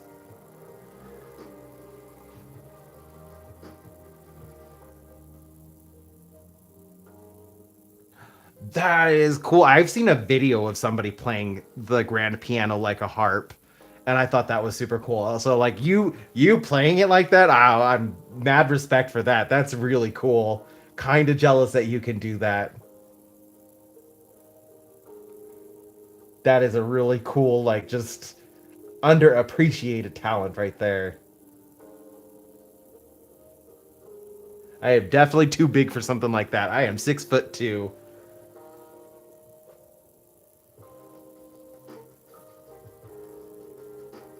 Oh, nice. I did not go to college after high school. I went later on, and I just didn't get into it. But I was like never wanted to be in band. I wanted to do the art classes when I went into high school, but I was zoned for one high school when I was like done with middle school. So I thought I was going to one high school, but like zoning had changed, and I actually went to a different high school. Oh, wait, did zoning change? I wanted to go to one high school in Las Vegas, and I thought like I was going to go to it, but I didn't end up getting to go to that school. I had to go to one that was closer, and all the art classes were full, and there was no way I could get into the art class because I was just registering so late, and they threw me into a band. Like the school picked for me, and I was really like kind of upset by it because I was like I didn't want to be in band, but then like I ended up going into band and just stayed with it. And I was in band for all of high school after that, all 4 years.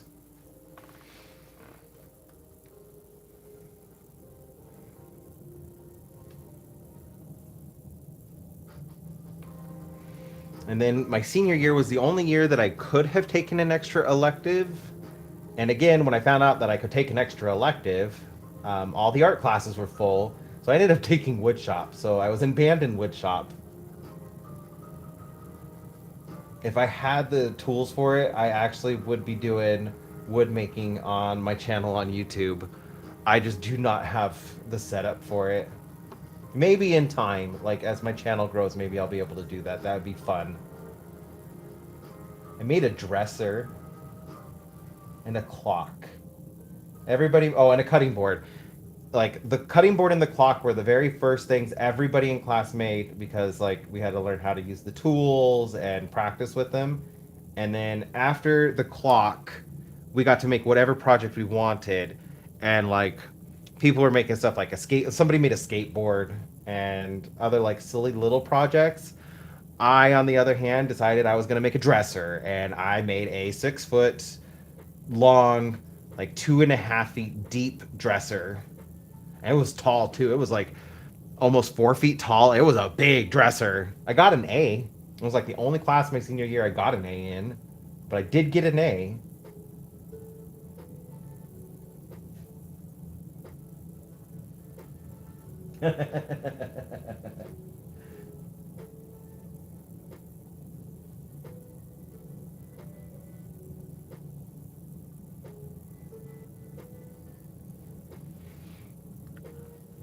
Huh. I don't know if I would enjoy playing the clarinet without the reed. Maybe I would. I don't know. I didn't even know they have power mouthpieces now.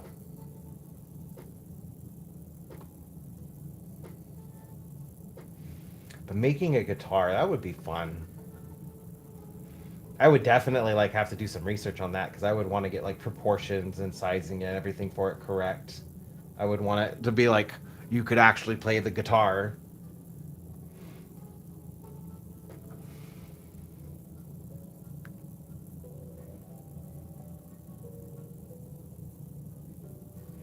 Trying to figure out where I need something right here.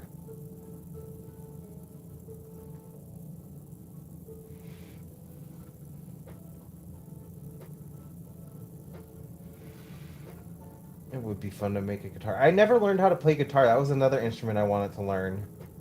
But we only had one guitarist, and he was in a band of his own, and he had a guitar. So that was our only guitar for band. Otherwise, I would have had to have gone into like orchestra, and I did not want to go into the orchestra class because all my friends were in band class at that time.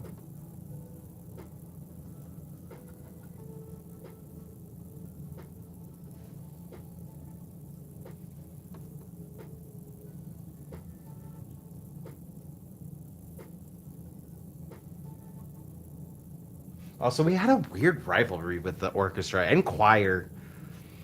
Like all of our classes had like weird rivalries with each other. The band kids did not like the orchestra kids. Choir did not like the band kids. Like we all kind of like had this weird like rivalry in high school with each other.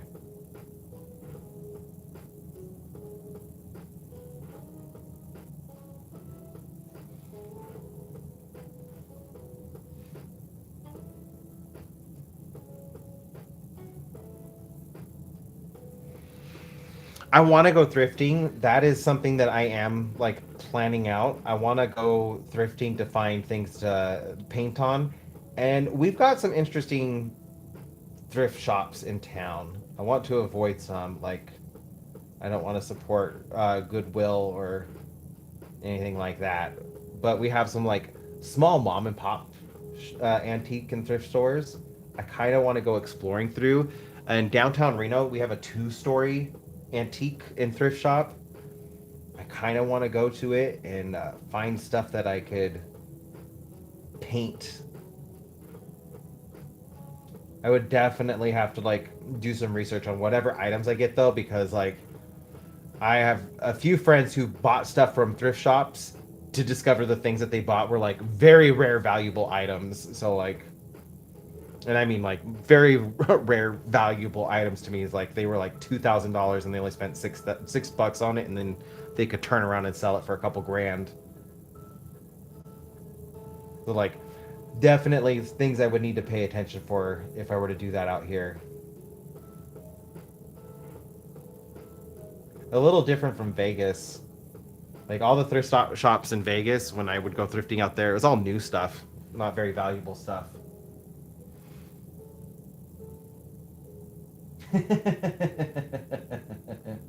I probably would have done pretty well in choir. Um, I did actually. I did choir in college. I did took a year of choir just for the heck of it, mainly because the professor like he thought I had a decent voice for it, and he like convinced me to go into choir because he needed people. So I did a year of choir just for the hell of it.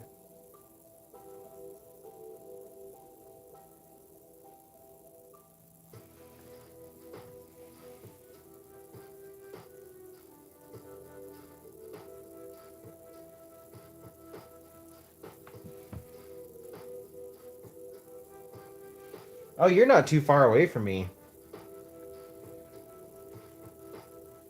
I want to go exploring through Oregon some more. I've only been to Eugene and like Crater Lake and that sort. Like I explored around Crater Lake a little bit, and then I was in Eugene for the rest of my trip out there. It was so pretty. I want to go back. The college campus in Eugene, I like. I got lost in the cemetery on campus. I could not believe that the campus has a cemetery on it. I thought that was so cool, and it was so old. I spent like an entire day just walking through the cemetery reading.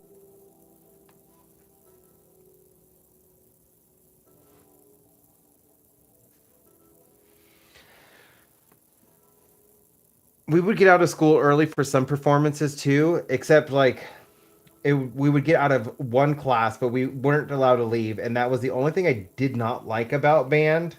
Is like when we had assembly days, it was an option to stay. If you had your own ride, you could leave. You didn't have to stay for the assembly.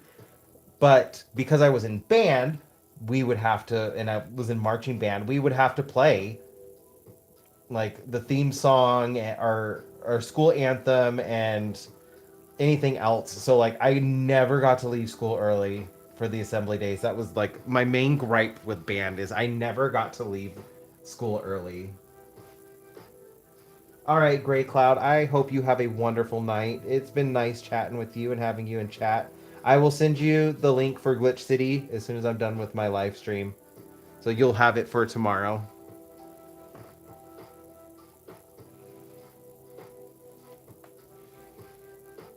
It's like a weird area right here. I think I'm gonna just need to put another highlight right there to kind of like separate that out.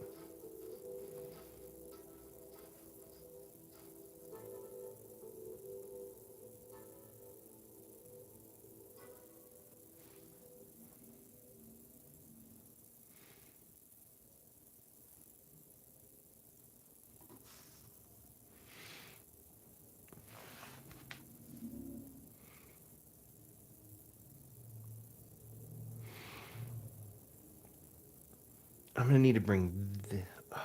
No, because I want that one to be in the back. I need to create some separation.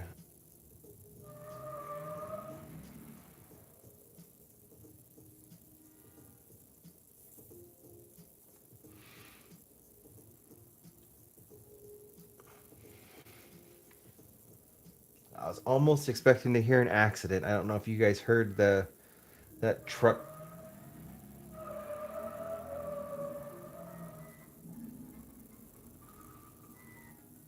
It sounds like they are doing donuts in the middle of the street.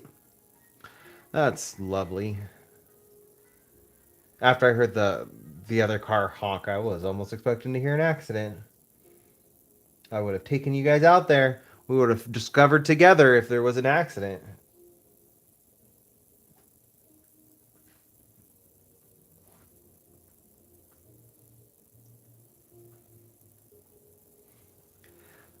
I love that your art is making you smile.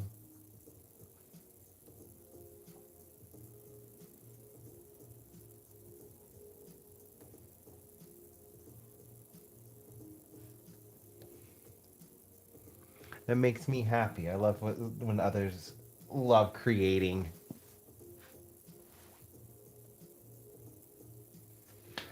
Some every once in a while we like we're not on a main road, but we're just off of a main road. So every once in a while, like we'll get cars trying to cut through our neighborhood, and like depending on where like sometimes like the cars that the racing group in town they pick different spots in town to meet up on a weekly basis just so like they're not discovered by the popos, and every once in a while they'll meet up at a place close to us, and so like I'll hear them. First I was thinking it was one of those, but like I could tell that was a truck, so I don't think it was them. I just think it was just somebody probably cutting through and then doing donuts. I have not been able to move to a side of town where that does not happen.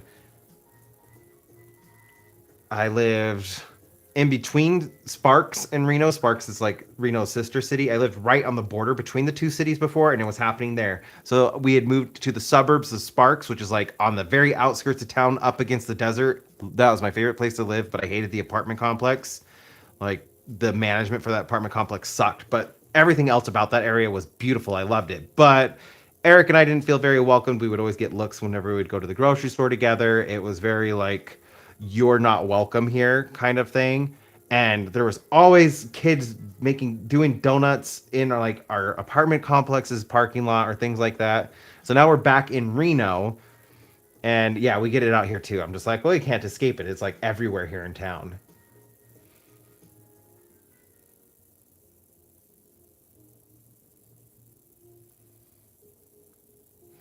I need to start like connecting branches. Not in, like connecting, just like making it look like they're all part of like the same bunch.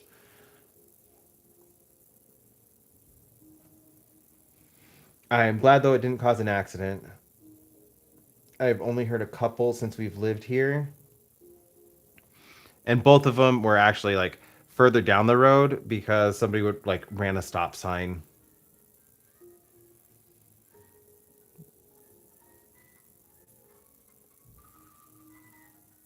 Just silly stuff like that.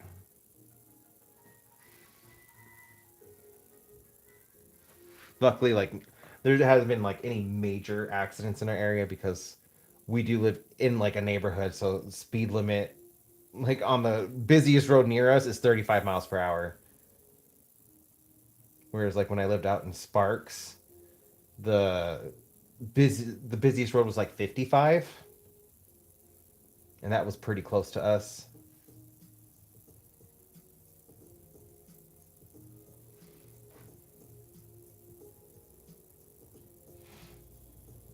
I know about it. The last I updated myself on any information on it was a couple days ago. I know that there's a lot of conspiracy theories going out about her that I'm trying to ignore until there's concrete proof of anything. I don't want to like get sucked into conspiracy theories, but like I've been hearing like she uh she like possibly have something to do with all the files coming out, and I don't know. I just want her found. Did something change about the case? Did they find her?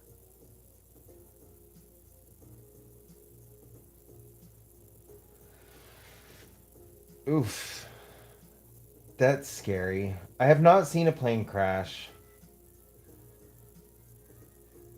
I did see a helicopter crash, but nobody was hurt in that one. That's probably like the closest I have to anything like that. Plane crashes kind of scare me. We're in the flight. I shared this in a prior stream, but I'm in the flight path of the personal planes. So like the commercial airlines fly north to south here. Like they land and fly out north to south, while the smaller planes, the personal planes, they land at the airport east to west, and same with like the military planes will also come in east or from west to east. So like the military planes, like they go any direction, north, south, east, west, when they do take off, and it's not like super often. However, like the personal planes, those take off quite a bit, and those kind of scare me, like because we're right in the flight path of those. They fly directly overhead.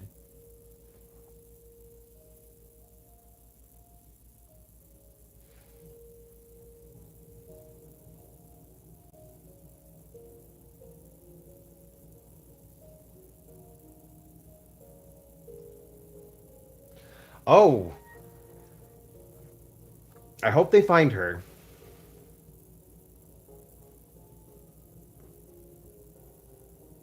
and I hope she's okay, like as okay that she as she can be.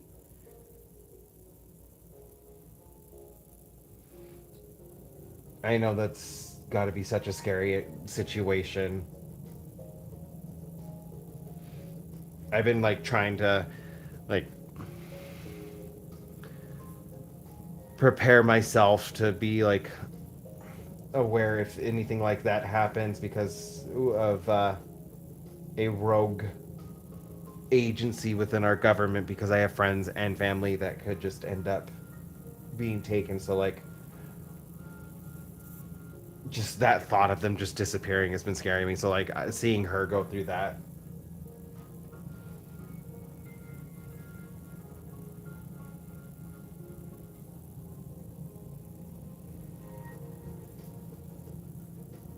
So then it wasn't her son because I know that was also something people were saying is they thought it was her son.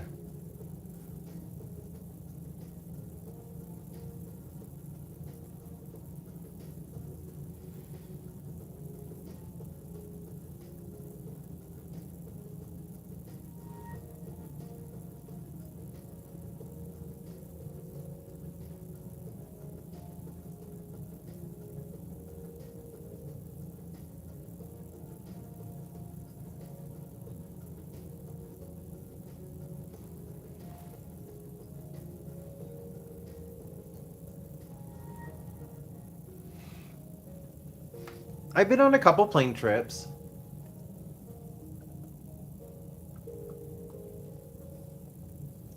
Longest flight was um 8.5 hours.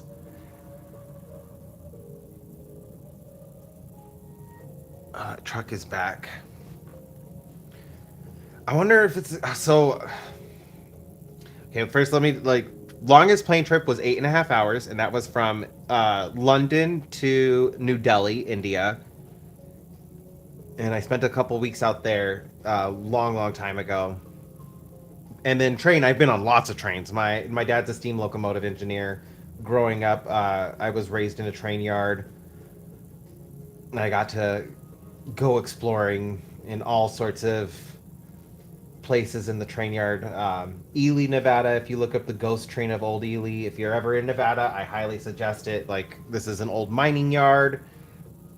Lots of cool trains. So yeah, I've been in the cabin of a steam locomotive of a diesel engine, uh, coaches, and I've been in like inside the broiler itself of a steam locomotive. All that stuff. And now that second thought, because I can hear that truck again. I wonder if it is a guy from the street over. So the other night, I heard somebody losing their absolute mind.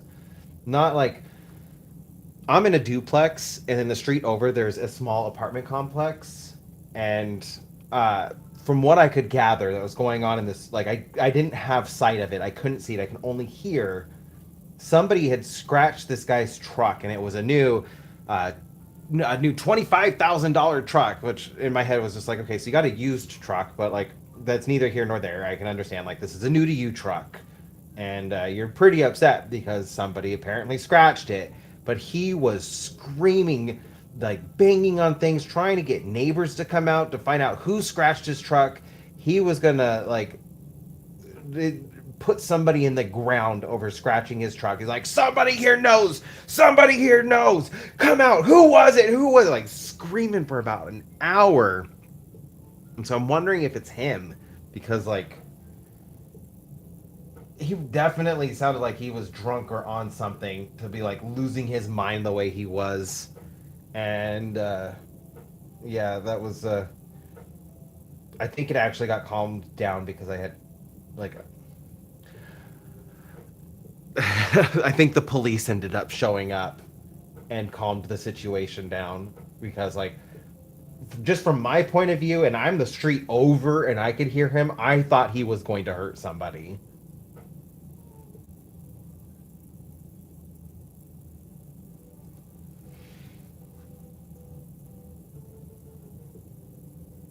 Oh, nice. If you ever get an opportunity, I highly suggest it, especially steam locomotive trains, because they're just like fun little tours of like a region.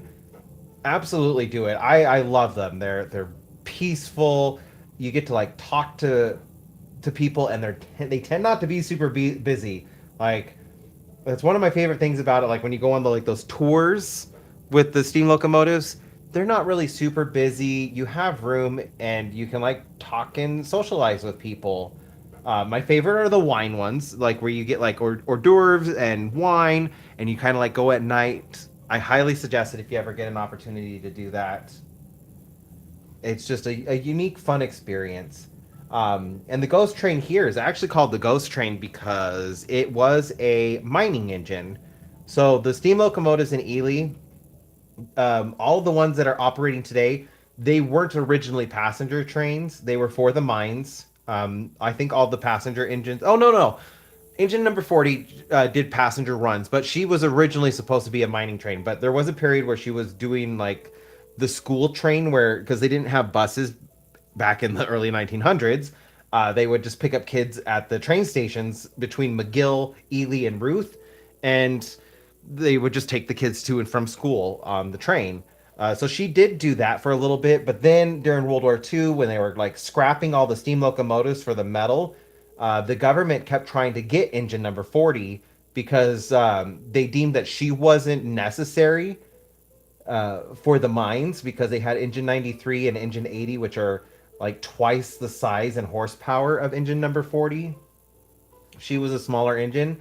So the government kept trying to like come and take her so they could scrap her for the metal, but the engineer at the time loved her so much. They're like, no, she's not getting scrapped. And so what he would do was he'd actually they had scrapped a bunch of like flat cars and other train stuff, and there was a section of the track that was just filled with scrap metal.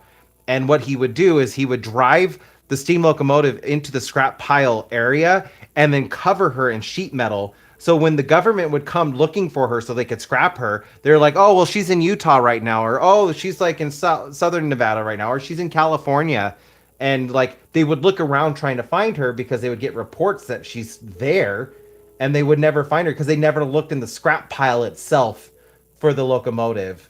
And so that's how she got the nickname the Ghost Train.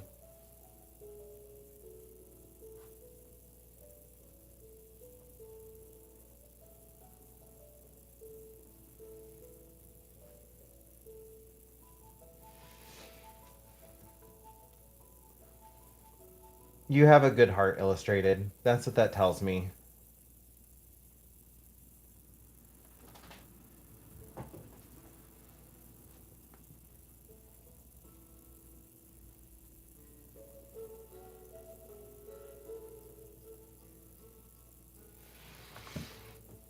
I hope she's okay.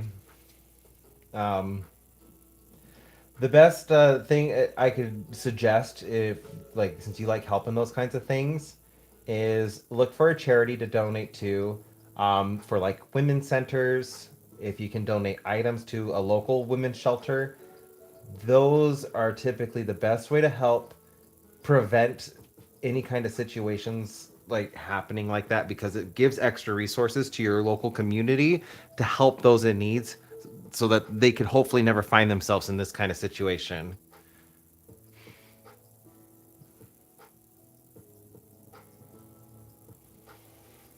I know you want to help her specifically, but I highly encourage you, like, if you make anything, buy socks, clothes, even gift cards for restaurants. Those kinds of things go a really long way in women's shelters. I learned that because I wanted to do volunteer work at our local women's shelter, but like I wasn't thinking about the fact that I'm a man. I just wanted to go help. And that was when I learned from another friend, like, hey, like, I know you want to help and I know you have a big heart, but you being a man could be triggering because a lot of women are escaping bad situations because of men. And so you being a man may not be the best thing for you to go to a women's shelter to help out there. And so that was when I just decided to start donating, just find, like, calling in and finding, like, wait, what kind of items are you guys looking for at the moment? What can I help purchase? And that way, like, I'm still helping out, but I'm also not going to be like triggering anybody just being who I am.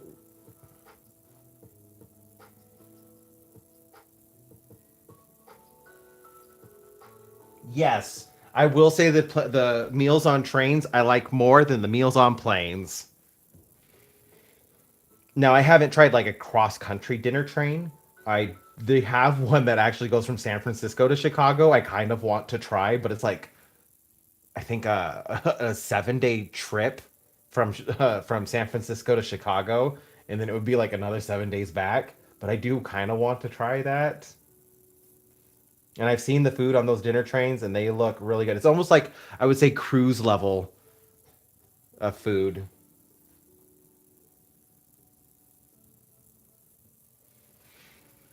But I thought that would be fun. Like, if I ever get big enough where I'm making enough money on YouTube where I can like splurge on something, that is something I've already told Eric I want to do, is do a video of me creating on a train, taking a train ride across the country and making art and doing a video with that. Like, doing art inspired by different landmarks and things in each state that I travel through. Eric was actually on board with that idea. But I definitely would need to be making some money from YouTube for that, because like one ticket I think is like $1,200. But like you get your own like room on the coach. It also includes your food, and you're like taken care of for a week, and then you come back.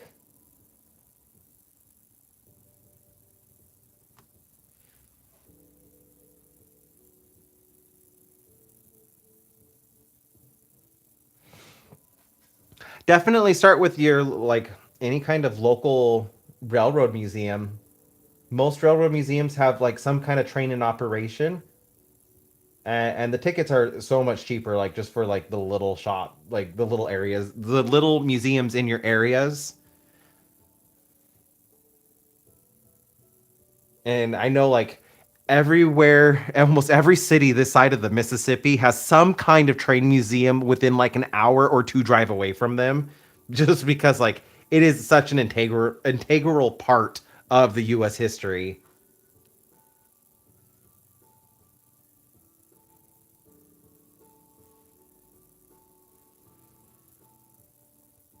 And it's fun. Like you find out like different trains, like the last of their kind that are still running, will travel through different areas of the country, and then you're like, oh well, maybe we can stop and like see it as it's driving through this town. That's how I got to see the Big Boy, which is the largest steam locomotive in the world. It is a huge train. I have pictures of it. I will definitely be showing it off in like one video. I want to do like a train painting, so I'll probably show it off in that video. I'll probably also show off more stuff about Ely and the Nevada Northern Railroad. But the Big Boy, like when it goes through the country, it is a big hullabaloo, and you get to see it on the tracks because this thing is massive. It is such a big steam locomotive.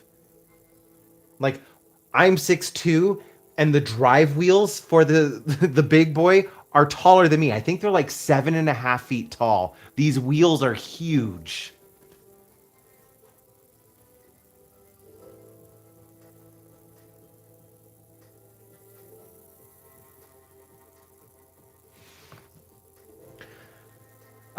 They probably do special events, like little wine nights, the dinner trains, things like that. And that those ones you spend like a couple hours on the trains. I really like those ones, and I try to look for different kinds of trains that do that kind of stuff.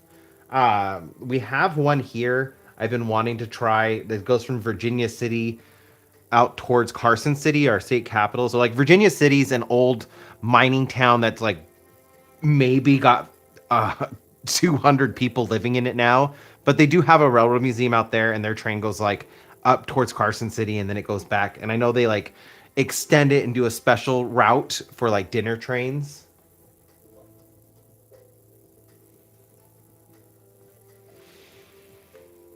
I'm getting lost. I'm trying to like figure out where I need to like I see the bunching up now that I wanted. So like this is a little area, and then this is an area, this is an area, this. Something still looks a little off, and I'm like trying to figure out, does it is it off because it's not the brightest highlight, or is it off because it needs something else? I could also just be nitpicking, but I think I do need something on this side just to offer separation.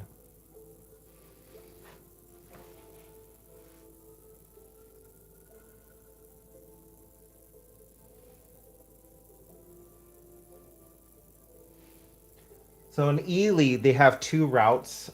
They have from the station, they can either go out towards McGill, which is east of Ely, and then the other one they go out towards the mines from Ruth, and that's to the west. I like that route better. You go like you go through the mountains, you go in through a tunnel. You also get to see like the remnants of the mines and everything, like where they would dump all of the ore and the rock and everything after they were done processing it. And then if you go out towards McGill, which is east, it's all flat and into the valley, and there's nothing. Like all the old buildings and everything have crumbled and fallen. So like when you go out that way, it's just, I mean, it's a pretty landscape, but it's boring. I definitely prefer the other one because that one you go through the old ghost town where everybody perished that one night, and you get to see all the remnants from the mining stuff. I think McGill had a fire, so like there's no buildings left; they're all gone. I definitely like had my favorite routes that I would like to go on when I was out there too. I totally get it. Like some of the routes are lame.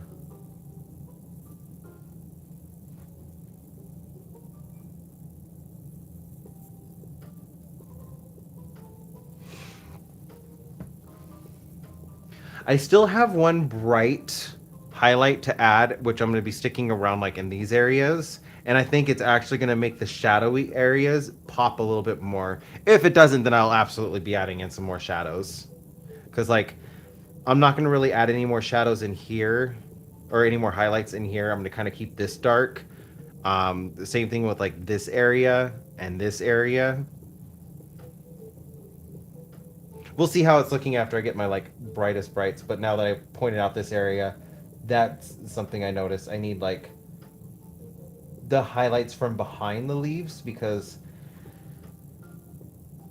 you're not gonna you're gonna see the darkest areas, but it's gonna be like framed by highlighting leaves just because of where the light's at, and that's gonna kind of like help these pop a little bit more. And I am still going a stage brighter.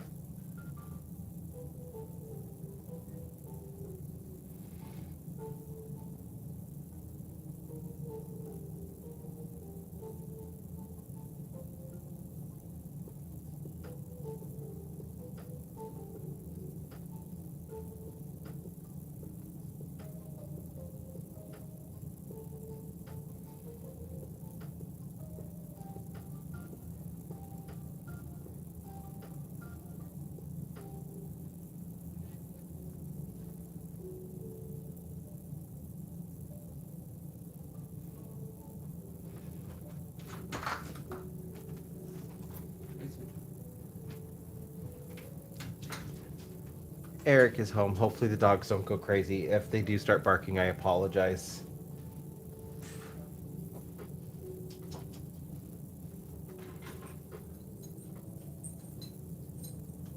I already told him that you went out to a drag show.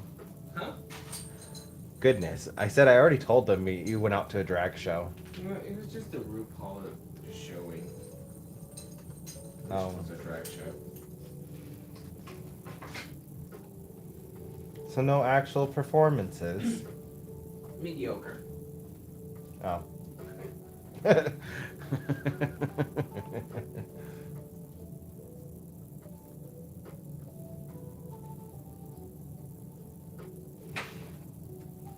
But it was a good night overall. I'm glad you had a good night. Yeah, but I came home hungry, so.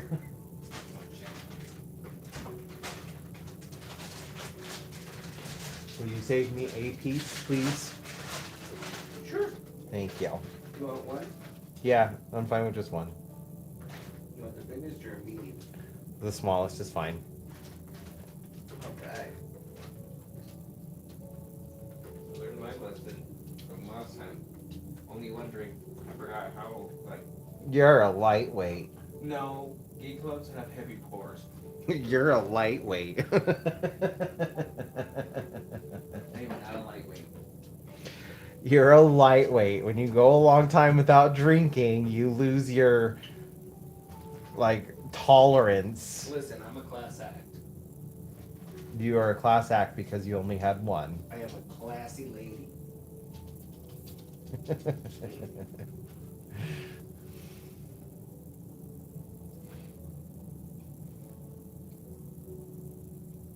Well, Eric says hi, chat, if you can hear him. Hi.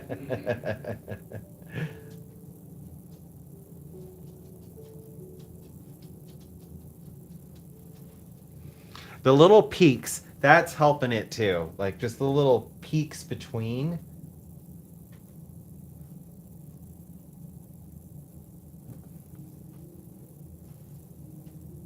You guys couldn't even spare one moment to leave me in peace. No, you have food. It's chicken.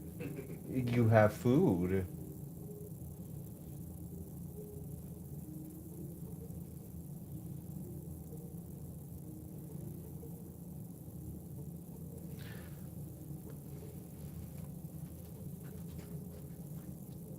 Chat says hello, Eric. Hello.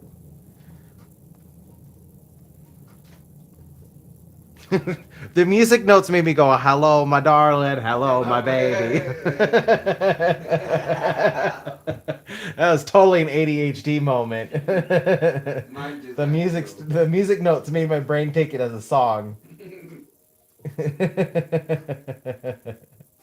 Hello, my ragtime gal. David.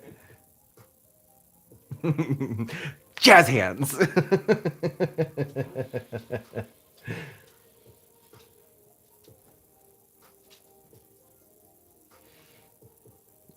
I think I need to stop being finicky on this side. I need to like focus on this side. I still have like, I wanted to finish this tree, and I got like this entire part of the tree that's got like no lighting on it. It looks like it's in the shadow. Yes, they are begging. Not as bad as like Eric doesn't seem to remember the same way I do, but I remember Dexter and Rascal being big beggars of food. And while Onyx and Baxter beg, I don't think they're as bad as Dexter and Rascal were. That's a lot. Like, Well, they're aggressive. Dexter would get really pushy. He loved food. He was very much so food driven. That was his absolute love in life was food. Rascal was a dumb. And Rascal would climb on things to get food. Like when Eric and I were first dating, we had ordered pizza one night and we had just gotten Rascal. So this would have been January 2015. And we had to keep them in his room because of he lived with his cousins and his brother at the time, and his cousin had a big dog, and we had gotten the food, but we put the food on top of his desk, which was about 6 feet off of the ground, and we had to leave Dexter and Rascal in the room when we went and did something. So we like put the food up so that the dogs couldn't get it. We left for like 5 minutes to go do something else, and then when we came back into the room, Rascal had climbed on top of the desk, and I still could not figure out how he got up there. But he was on top of the desk. He had knocked one pizza down. Dexter was eating the pizza on the ground, and Rascal was eating the pizza on the top of the desk. And while like Baxter and Onyx will beg for food, they do not touch our food. Like they are definitely trained more about like they know when it's our food and they don't take unless like we give it to them. They're trained very well that way. But Rascal and Dexter were like they were very manipulative. They knew how to get food out of us and like they had no qualms stealing food. Like Rascal figured out how to unzip a zipper lunch bag we had. So our ice box, we had a zippered ice box because we thought we could keep food in it on a road trip without Rascal and Dexter getting into it. Rascal figured out how to unzip the thing and he ate an entire package of donuts And tamales. and tamales. That was another one. Yeah, like Rascal figured out how to work zippers to get food. Baxter will snatch food at my hand. Yeah, and Rascal and Dexter would snatch food out of our hands. Like they were little like buggers. I love them to death, but like that was something about them. Like, and so Eric seems to think like Baxter and Onyx are really bad at begging for food, and I'm like, no, Rascal and Dexter were definitely worse. It's not even the begging. It's the fact that now Baxter has become so entitled. He demands that I give him food. But he doesn't steal it from us. Oh, yeah, he does. He steals from my hand if he sees bread close enough to his face. I can leave food on the table and go use the restroom and come back, and they've left it alone. Oh, I could not do that with Rascal and Rascal would eat your Dexter. food. Rascal would eat your pho. Yeah, he was. He's rotten. I miss Rascal though too. I know, he's rotten.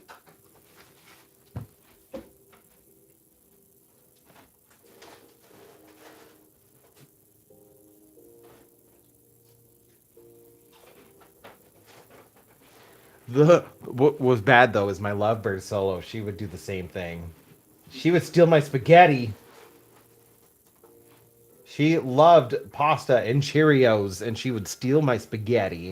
And then I would give her Cheerios, and then she would take it to her cage, and she would dunk it in her She water. might make me- She watched us pour milk into our cereal, and so then she's just like, oh, I'm gonna do the same thing. So she would take the Cheerios and she'd like put her beak through the hole, and she would take the Cheerio over to her water, and she would dunk it, and then she would twist the Cheerio in her mouth, and she would just eat all the moist part of the Cheerio, and then she'd redunk it, and then eat all the moist part, and then redunk it. She was so silly. Until she bit you because she wanted to clean your teeth. Hey.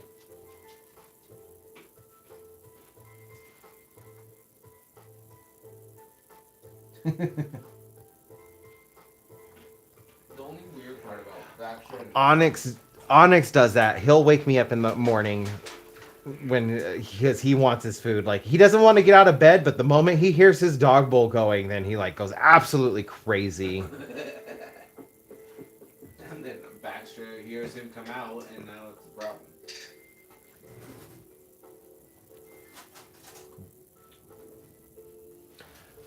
But like if we get up in the morning, like Onyx does not want to get out of bed. He will not get out of bed until he hears his dog bowl picked up. No, the cleaning. Here.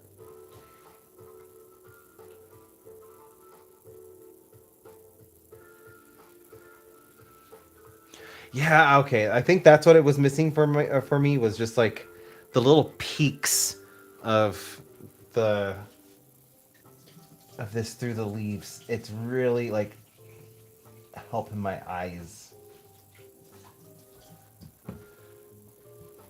There. That should keep you guys entertained.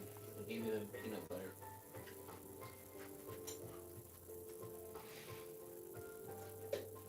I do have video of Solo eating Cheerios. I'll probably have to like. I do want to do a painting for Solo too. When I do that painting, I'll have to like share the video of her eating her Cheerios. Is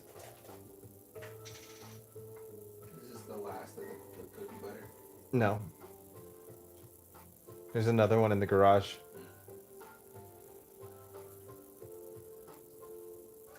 I don't know if I feel like the same way about cookie butter now.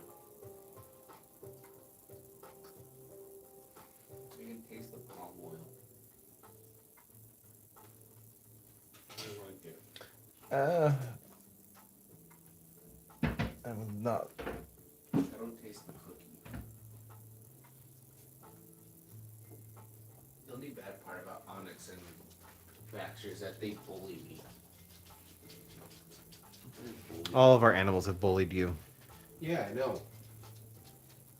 Part of them even pooped and peed on me. You do know I'm live, right? It's not uncommon for animals to do that to their owners. I'm just making sure you're okay. Like sharing stories you want to be sharing. You're telling my audience you get pooped and peed on. By the animals, yeah.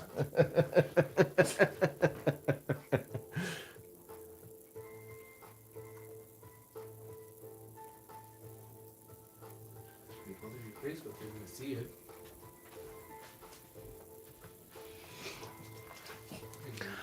I don't have a problem with hairless cats, but I'm still allergic to them. They're funny looking. I love them. It's kind of Like I don't have a problem with any cats. I think they're all kind of like cute and fun in their own ways, but I'm still allergic to them. I get licked by a cat and I just break out in hives. it's like Cleo.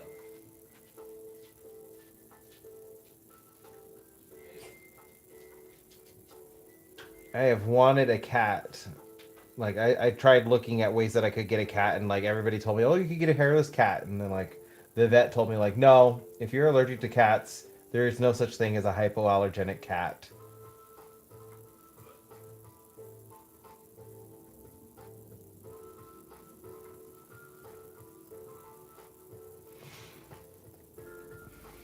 Because I think it's like their saliva is something I'm allergic to, and their dander.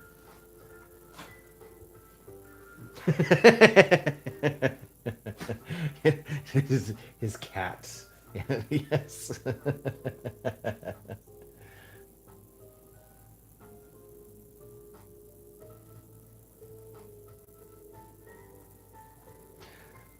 It's one of the reasons like I love cats so much. I love like petting and rubbing on Onyx and Baxter, but like they get tired of me after a while.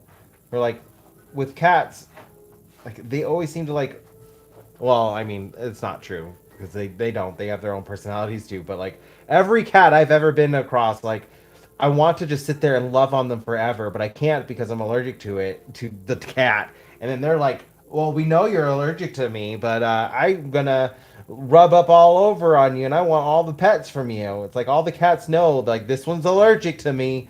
I need to go up in their face.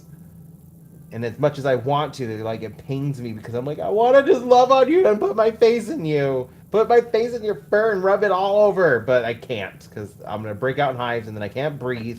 My eyes swell shut, and it's just not cute.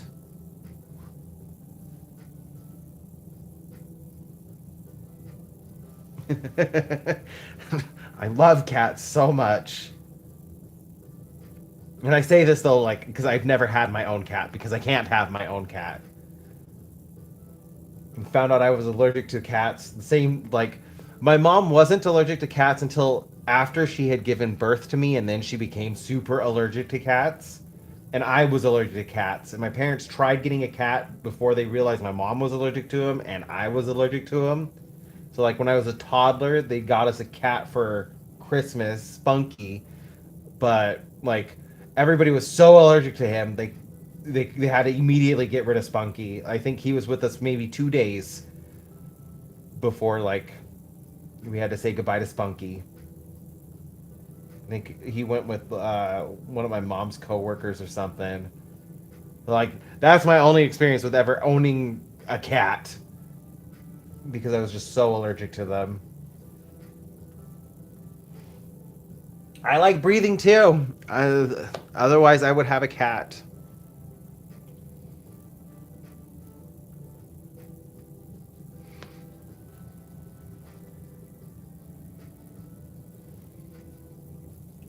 Yes, yes, fees. I would. I will live vicariously through you. You can give your cat all the extra love from me.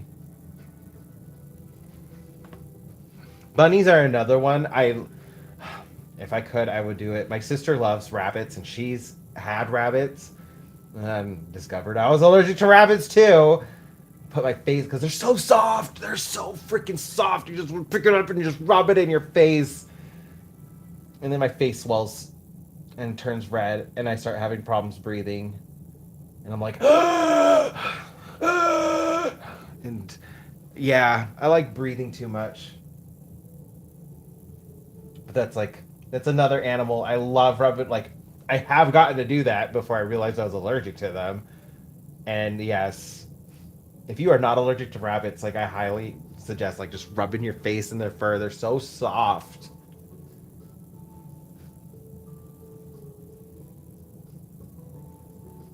Oh, nice. I liked the name Spunky. I think my dad named that cat. I don't remember, but I liked the name Spunky too.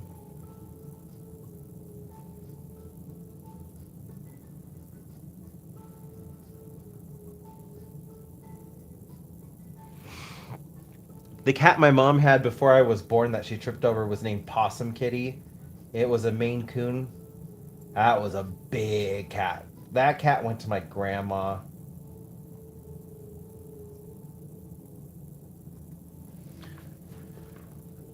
Possum Kitty became like my grandparents had a really big plot of land and a small orchard, and so like Possum Kitty would stay in like the orchard area and would eat all the mice, so that like the mice wouldn't eat my grandparents' fruit off the trees.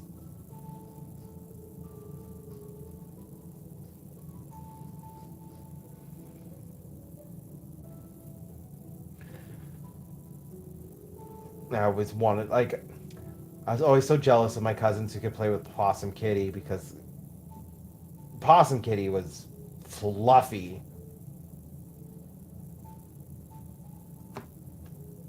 Loved the attention, loved getting attention from everybody.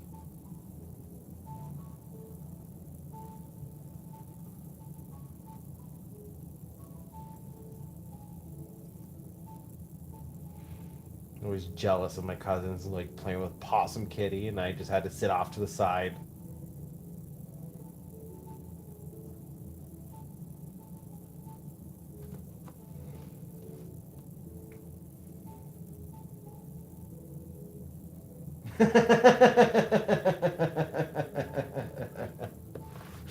um, you're welcome. I'm glad I could provide you with the laugh on that one. There's no medical emergency. I am fine. I was merely acting.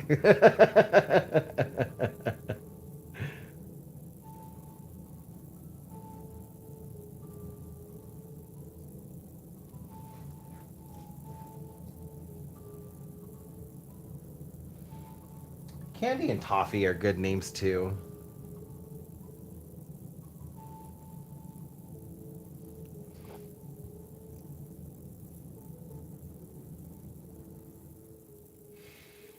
I would probably pick a strange name for my cat if I ever had one. I feel like cats are just such weird animals. They're like strange names are very fitting for cats.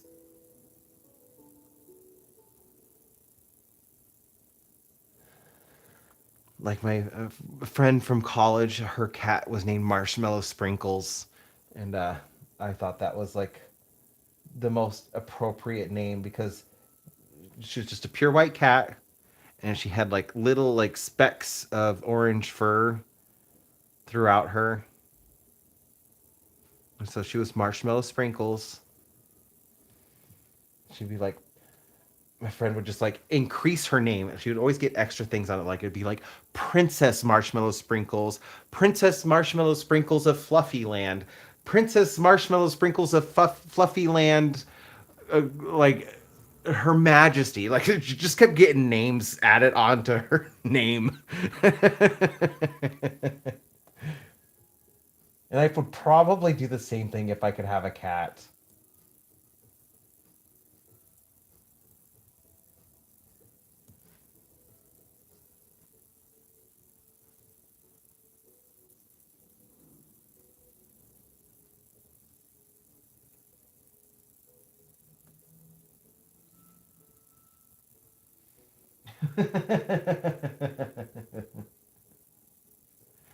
Oh, I remember being a kid and everybody being afraid of the black cat of our neighborhood.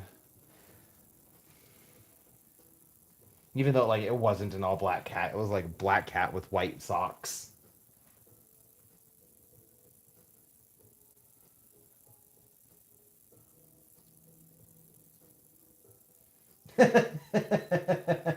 Ichabod is a really good name for a cat.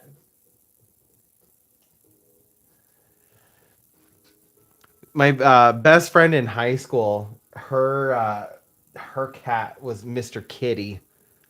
Mr. Kitty was a big cat, really big cat, which is funny because like they had two. They had PETA, which stood for pain in the ass, and then they had Mr. Kitty, and Mr. Kitty was big.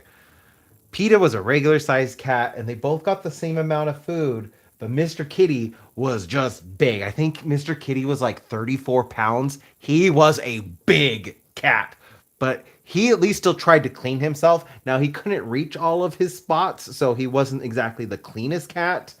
However, like my favorite thing whenever I would go over there and I would like stock up on Benadryl because I had to, otherwise like I couldn't breathe and I'd have to be in like the only part of the house Mr. Kitty never went to. But like when I was out with her family and stuff, Mr. Kitty would like come out and I would just see him like walk over to the wall and he would like turn around, put his butt up against the wall, sit, and then he would just kind of like fling himself up on the wall. So he's just kind of like sitting there like a Buddha. And then with his paws, he'd scoop up his stomach and take it up towards his mouth, and he would just like start licking his stomach that way. I will never forget that. Like Mr. Kitty, that was over 20 years ago, and Mr. Kitty was old then, so like he's long gone. But like I will never forget that. Mr. Kitty will always live in my mind, just remembering like this giant cat like propping itself up against the wall just to grab its stomach and then like trying to lick its stomach while it's cleaning itself. It was one of the most amusing things I had seen. It also made me like really fall in love with cats. Like I want to get a cat.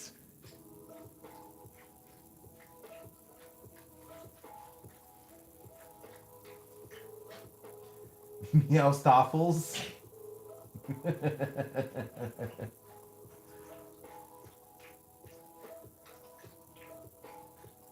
Baxter, buddy. Yeah, you're gonna make yourself sick. You see? You gotta slow down your water, buddy. Yeah, I loved Mr. Kitty. He was just such a cool cat. I think he had like a thyroid problem, which is why he was so big. And at the time, there weren't any medications that were working for him, so it was just like he was older. He was like 16, 17, 18, somewhere around there. Like I do think he made it into his 20s, if I am remembering correctly. Like he had a pretty long life, but like he had a thyroid issue, which just made him hefty. He was a hefty cat, and I loved him for it. Just like that was my favorite thing I'd ever seen him do.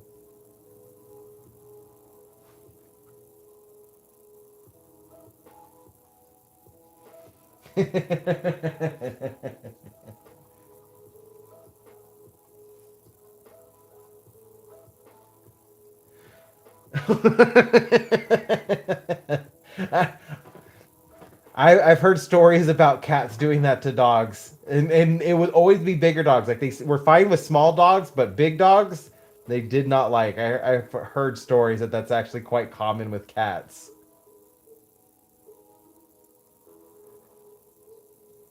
Okay with little dogs, but don't bring a big dog around them.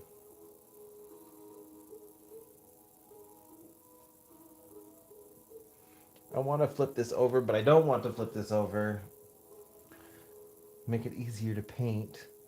Because I'm afraid of, like, putting my head in the shot.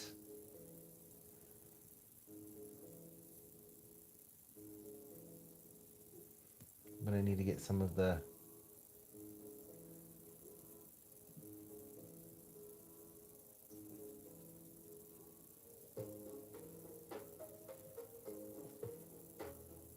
Bum, bum, bum, bum, bum, bum, bum. Bum, bum, bum, bum, bum, bum, bum, bum, bum, bum, bum, bum, bum, bum, bum, bum.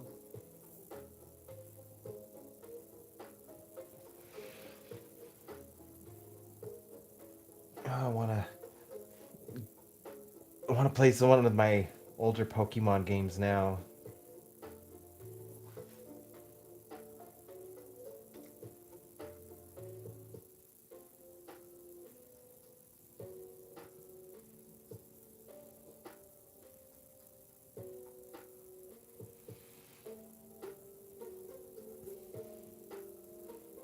Oh, I'm sorry that you lost your Chow Chow like that. People suck.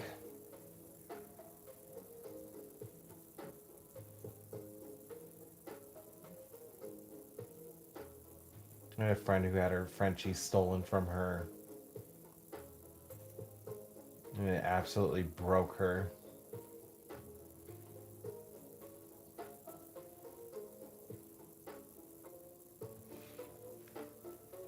Hopefully she at least had a good life with wherever she ended up afterwards.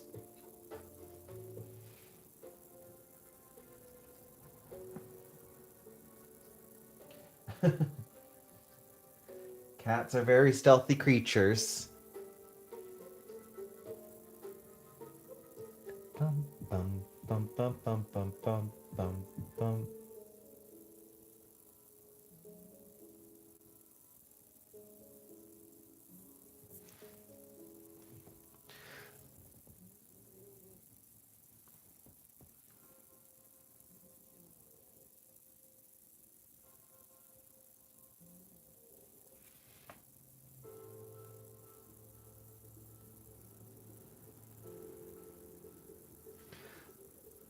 Alright, just to give everybody a heads up, I've got like about 20 more minutes left before I stop, and I've like only focused on one side of this tree. I need to get this side of the tree done. I I don't want to put my hand in anything, but see, this is why I can't do it upside down. It throws off my lighting and thing, what I'm going for. But it makes it easier. I'm gonna have to like just deal with it.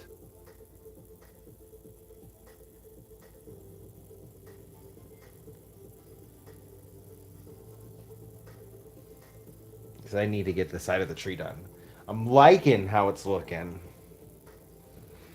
But it's definitely missing this side.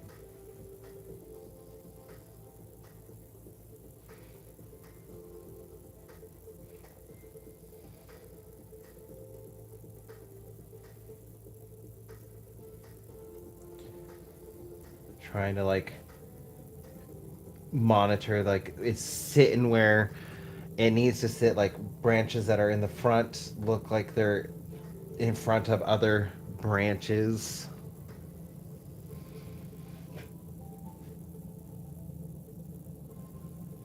Like I really feel like I need a couple on this side though to make this part actually feel like it's in front.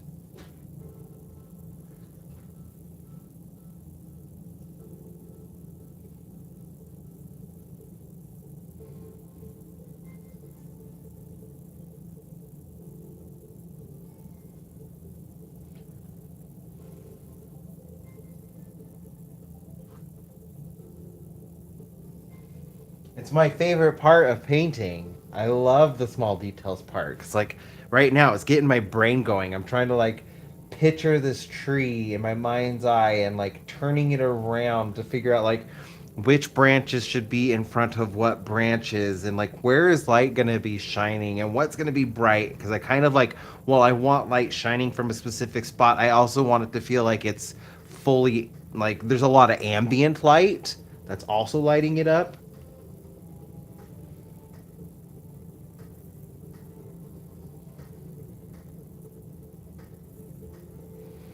I like the way that it just like it gets my brain going.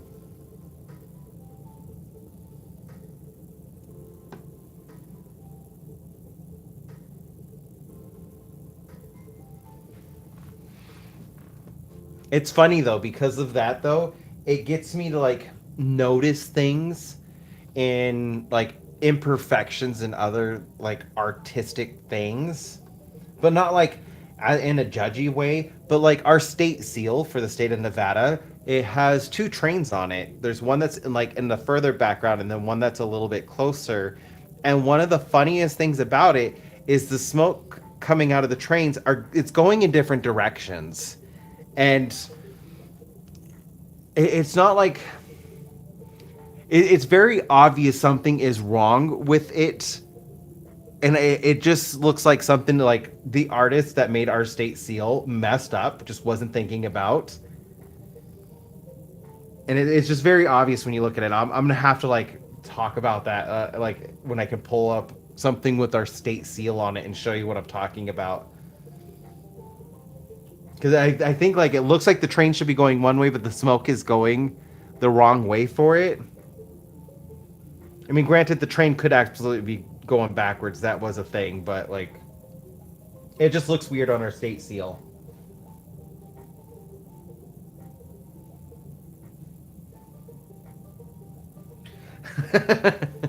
There's no fixing it. It's been our state seal since the 1800s. It is what it is. I noticed it when I was really little when we had to take like a state history class and we were like going over everything and learning about like our state bird and our state fossil, our state flower, and then like we were covering the seal of the state, and like that was what I noticed immediately. I was like, the smoke is going the wrong direction. My teacher, no, it's not. It's fine. And then she'd sit there and look at it and she's like, oh, maybe you're right. I never noticed that before.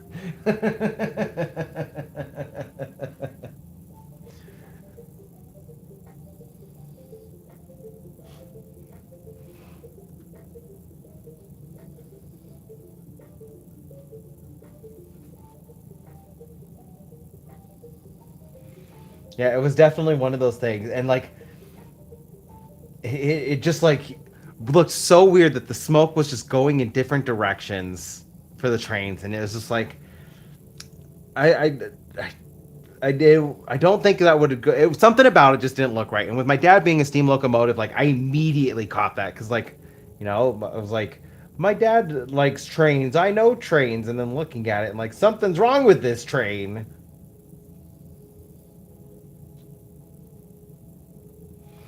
Like, my dad was into steam locomotives so much he has a collection of steam whistles that he could hook up his air compressor to actually like sound them off. He has a bell. He has like a headlight. He's got so many builders plates and like number plates for trains. He's got like different models and everything. Like he's obsessed with trains. He would go to like railroad conventions and just like he'd come home with like a new whistle. And my mom would be like, "I thought you weren't gonna get any more whistles." He had a collection of whistles, and I remember his headlight still worked, and he would like shine that every once in a while. Or like on New Year's, he would like show off to the neighbors, and he'd bring out this big heavy bell and ring it. Cause like the thing was loud, and so like we would be out there with pots and pans, and then he would bring out his bell, ringing in the new year.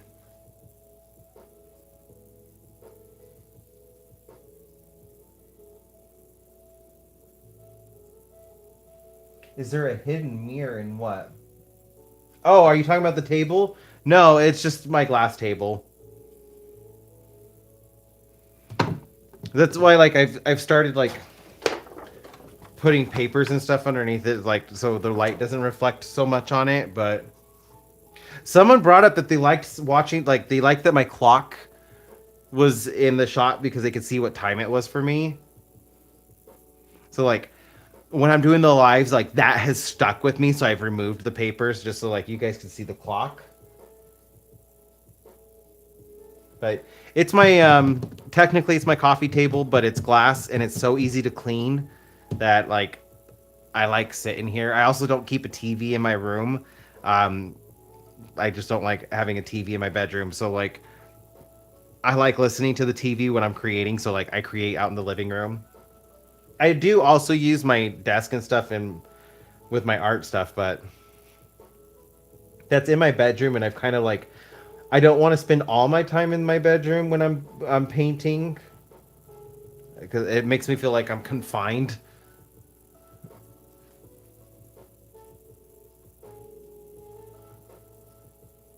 Oh, no, it's a distance thing.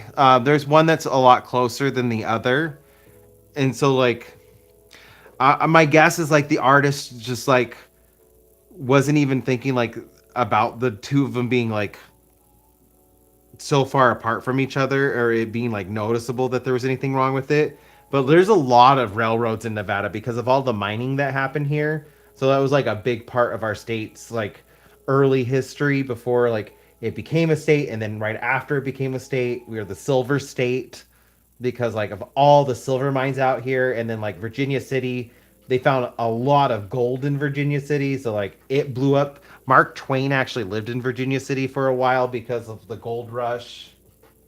And then of course like it goes back even further. I'm really close to Donner Pass, which is where the Donner Party on their way to California like lost their lives.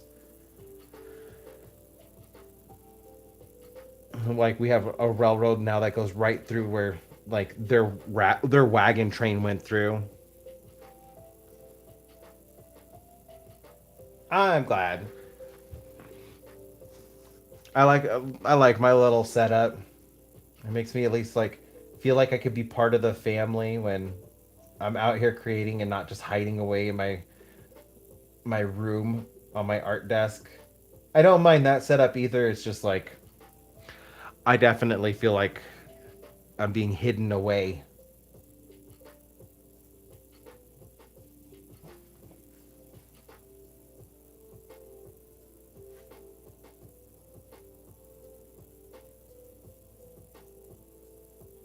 I'm glad I'm inspiring you.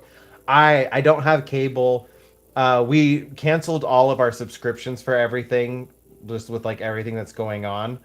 Like we just canceled all of our subscriptions. The only one we have left is YouTube, and I use it for music, and I mainly use it for like I'll listen to true crime on there. I also there's a couple channels that I'll watch that they do audiobooks, so like I can listen to their like audiobooks on here too, and other artists.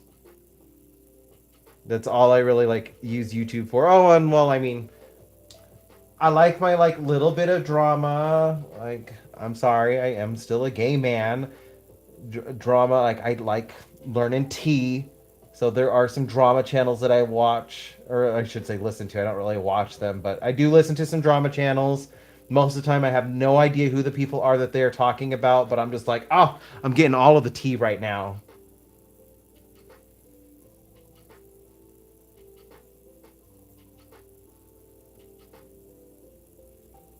And I just sit there like while I'm painting, and I'll like be listening to somebody talk about like, oh well, this influencer did this. Like I like Swoop.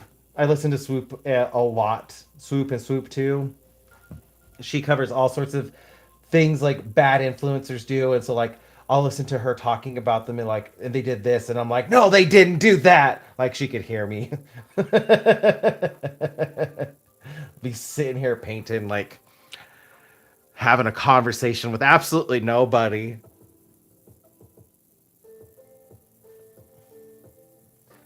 I do not watch Call Me Chris. I will have to look it up. What kind of channel do they do? I mean, I also have gaming channels. Like I like watching Ryu Card, uh, Ace Trainer Liam. I also like. Oh, there's a lot of PokeTubers I watch. True Green 7, uh, or True Green PM7, Hoops and Hip Hop.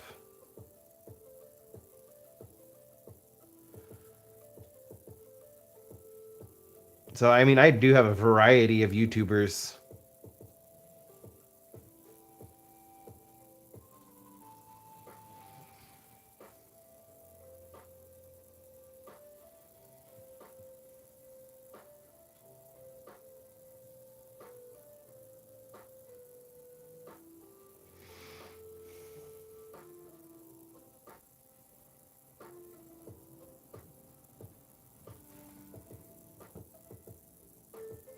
Let me see, who else do I listen to? Like, I like a lot of channels that do really long videos too. Like uh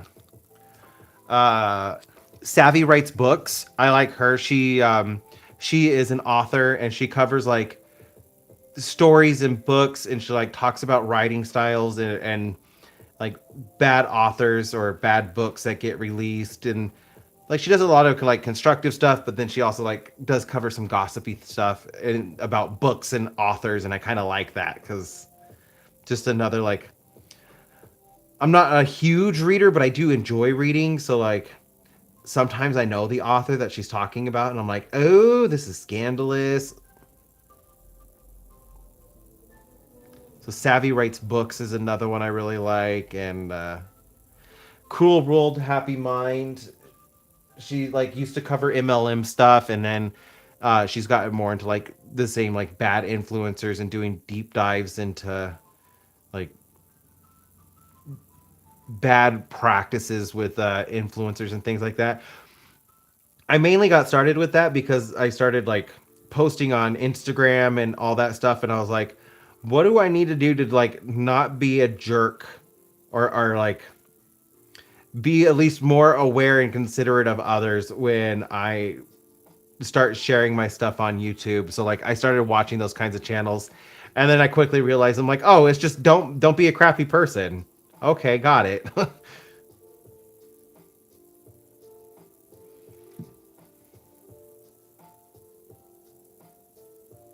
Slap him or Paranormal Chicago. Oh no, I haven't. I don't really watch paranormal stuff. That's more my sister's. Like that's up her alley. But you did just remind me. I can't remember her name. I do watch a YouTuber who's from Chicago, and she covers like LGBT history, like a lot of the stuff that we just you don't learn in schools. Ah, what is her channel name? Like she covers like non-binary people through history, or what it was like to be a lesbian in different time periods, or famous people that we know were like gay or lesbian. I find that kind of stuff really interesting too because we don't learn about it in history. Like even in my college history classes, there's a lot of things that I didn't learn. Like I took a class where I learned about King James, the guy, the king that wrote the Bible, and then like found out like, oh, he had like male escorts. He wasn't so wasn't so straight and narrow. So like I love learning like that kind of stuff too.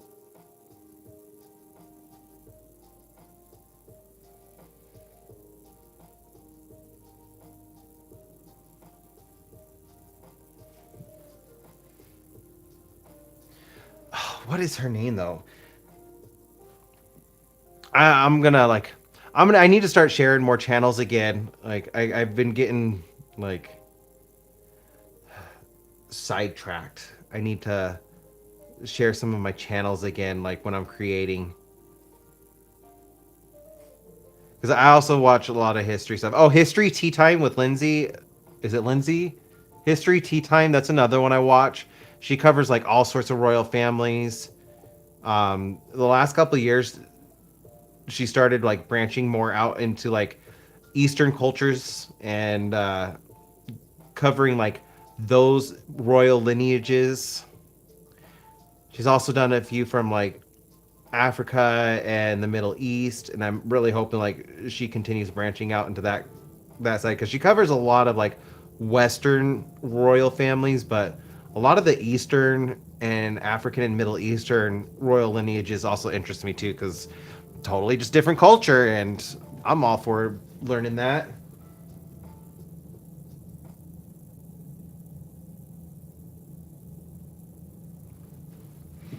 Okay, I am going to finish this, and then I will end for the night. At least it's night for me.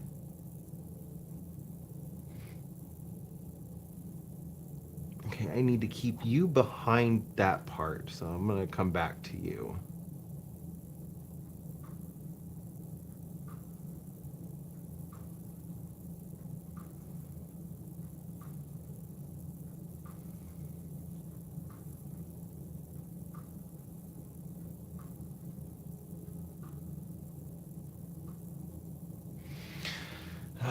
Still a little shaky. Hopefully, I can get a good night's sleep tonight. It's supposed to be a little bit warmer here tomorrow, so I'm hoping that helps my arthritis.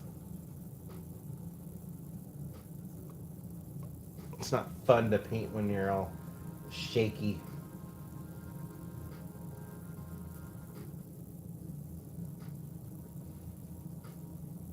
All right, Illustrated. I hope you have a good night and enjoy your weekend. I need to finish my video so I could get that out for Sunday too. I'll be working on that all day tomorrow just to finish it up. Because I do want to have a video for Sunday. I have it all recorded. I have a good chunk of it edited. I just need to do the final push. And I have seen bits and pieces of Raven Simone's podcast. I was a little disappointed in her coverage of Colleen Ballinger. Like, I just feel like she didn't do enough research into learning like everything that happened with Colleen Ballinger. And I think I was just disappointed because I'm very used to Raven like doing more research and getting to know her subjects before like talking to them. But like I it's not anything I watch religiously, but like I have watched and listened to her.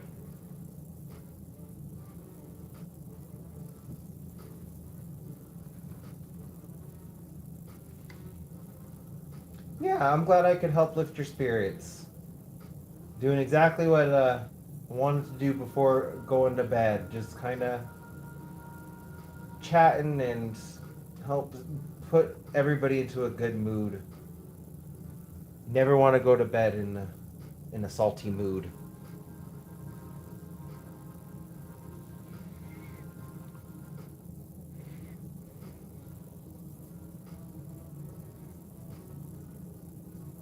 Oh, making that a little bit bigger than I wanted to. Oh well. That particular leaf is just gonna have some character.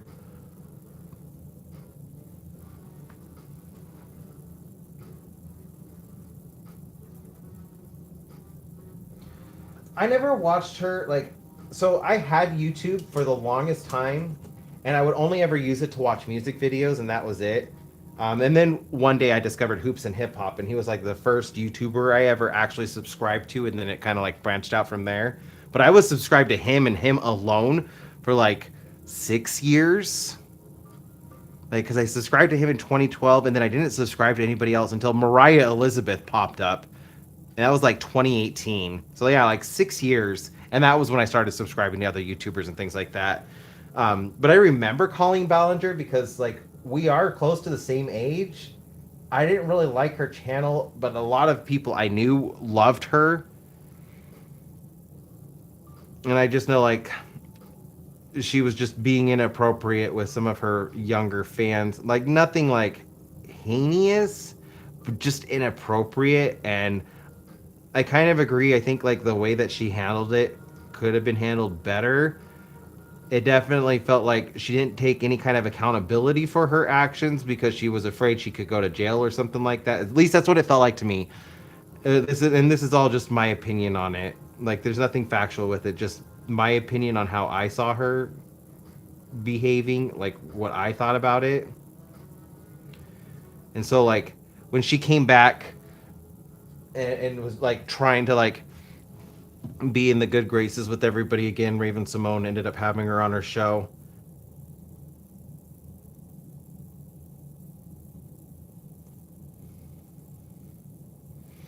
And my takeaway from it was just kind of like I felt like Raven didn't actually know what she had been canceled for. It was like more just like covering like, oh, so you're canceled and you're coming back kind of thing.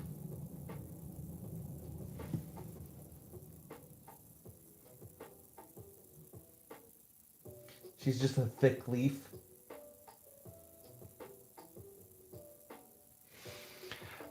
Who there was one channel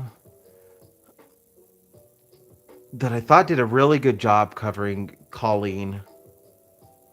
I want to say Swoop, but I don't remember if Swoop. I think Swoop covered Colleen Ballinger. I really like the way Swoop like covers her stories and talks about like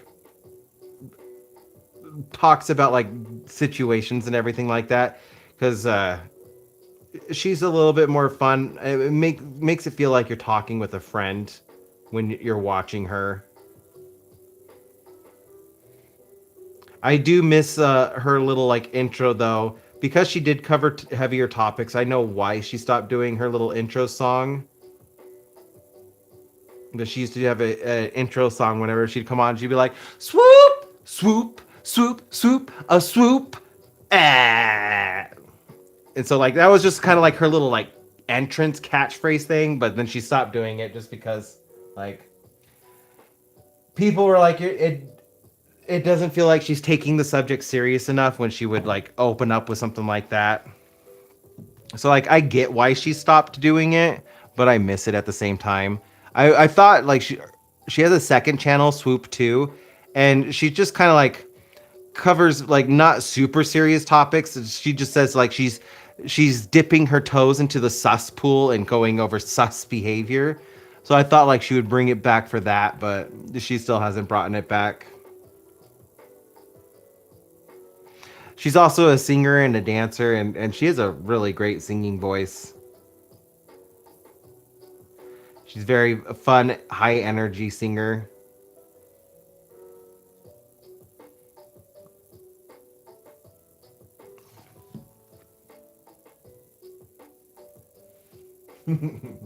She's just a thickin'. But that's the great thing about trees. Like, leaves are never identical. There's always something a little bit different about them.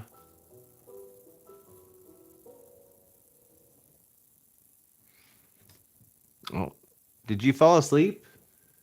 Oh, that's Baxter snoring. I thought Eric had fallen asleep. I was like, I thought he was going in there to game.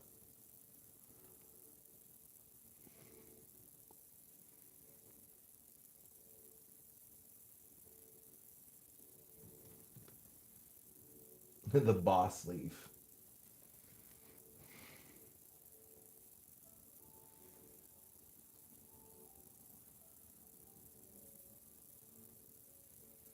I'm probably still gonna need to like do an additional layer on some of these leaves the next time, but I am definitely closer to this tree being complete. And I am liking the way it's looking, and it's matching the trees in the background so much better now.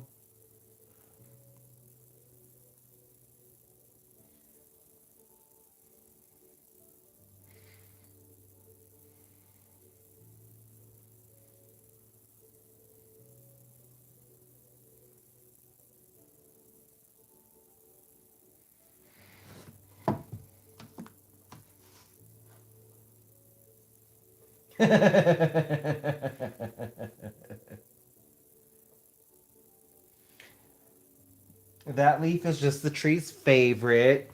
She gets a little extra at dinner time.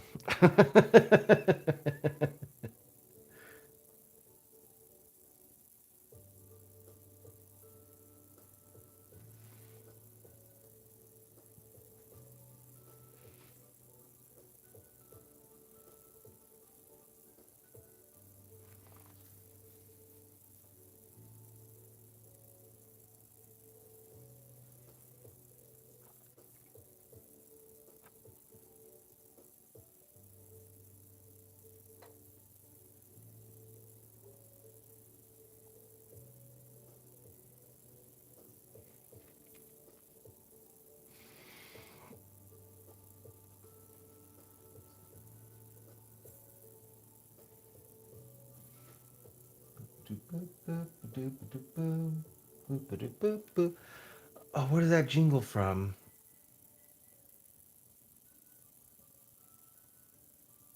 Boom, ba-doom, boom, boom, ba-doom, boom, boom, ba-doom, ba-doom, boom.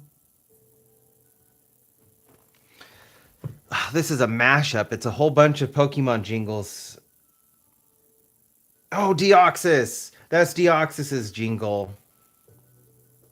I'm sorry, like probably nobody in here like knows what I'm talking about. I think or I think Frosty was the only one for a second, and he left. That was Deoxys's theme song. That's why I know that one. I spent like I don't know, maybe 60 to 100 hours shiny hunting that one. I never did get it.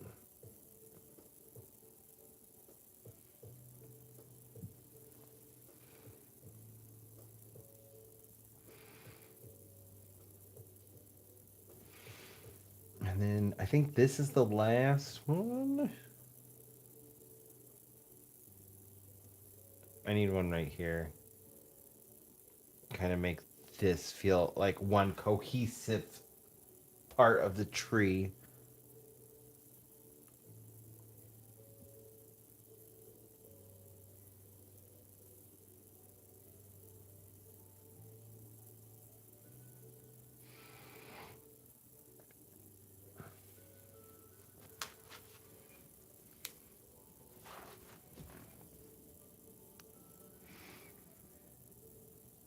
I do need some more on this side though too. I can see it.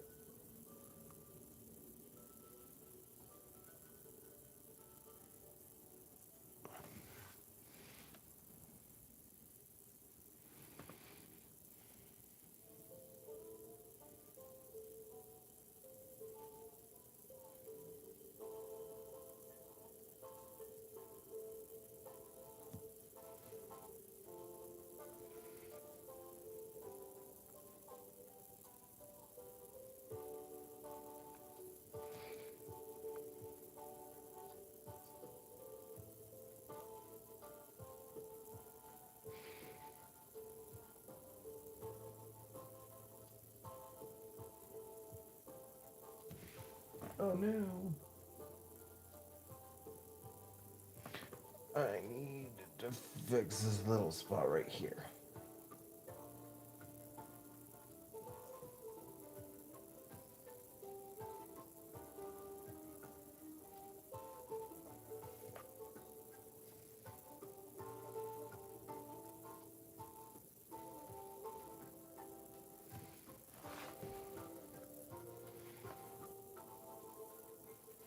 There we go. That's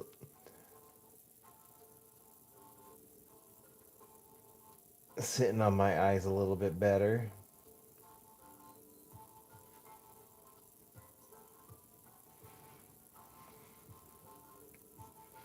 All right.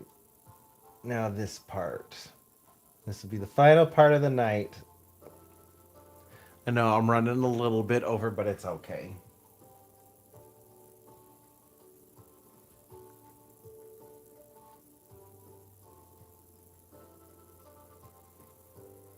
Okay. Stop messing with it. You're going to make that leaf super big. No, we already have a thick queen on this tree. We don't need another. We don't need anybody stealing the attention away from her.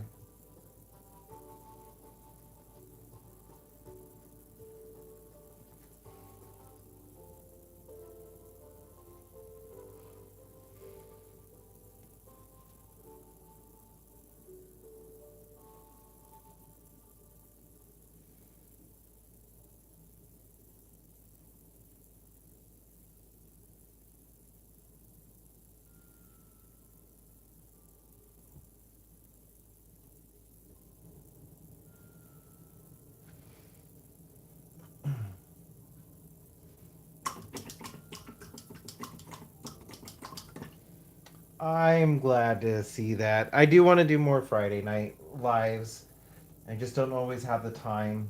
But I'm thinking at least like maybe once or twice a month I can do a Friday live. It just depends on like schedule and what I'm working on.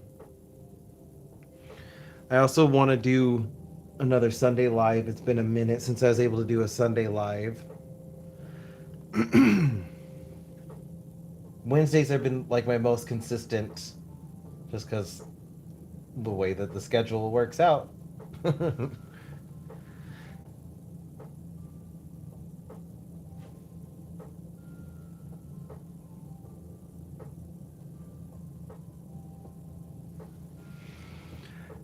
sometimes sometimes muddy parts of the painting are okay. Like I pointed out, like this is a very muddy, ugly-ish yellow that I have in here for the tree, but I definitely help like it made the shadows and the highlights pop a little bit more. So I whenever I see my paintings getting a little too muddy, I just tell myself like this is the ugly phase. We can work through it.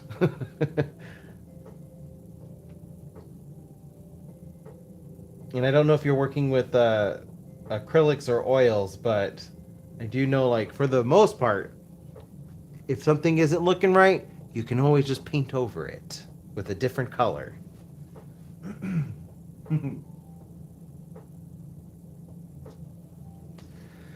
Yes, I need to make sure my video goes up on Sunday, and I was thinking, like, uh, having it go up and then, like, maybe an hour afterwards going live, but I need to get my video up first and make sure I could get all of its editing done tomorrow.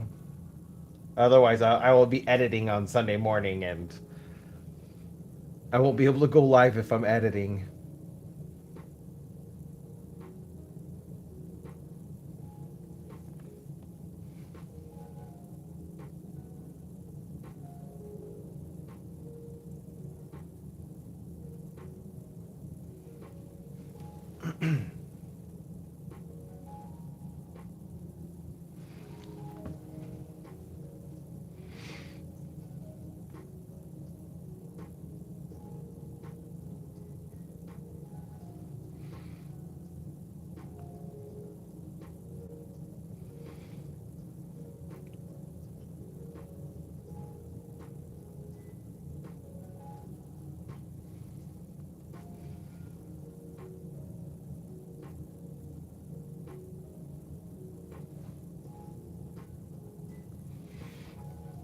So it depends.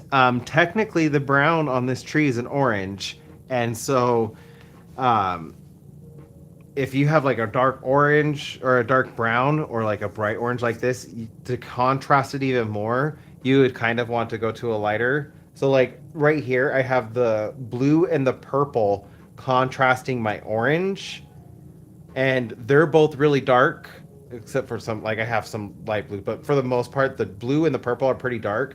So I have a very light orange to help contrast and set it apart a little bit better. So you could go with like a yellow to help, and it will keep your orange very bright and contrast the coolness of the blue. Now, if you want to highlight the blue a little bit more, you could go with purple, and I would go with like a cool tone purple, like I did with this, so that the warmness of the orange contrasts it and stands out a little bit more. It depends on which blue, if you're wanting the blue to stand out more, or if you're wanting the orange to stand out more.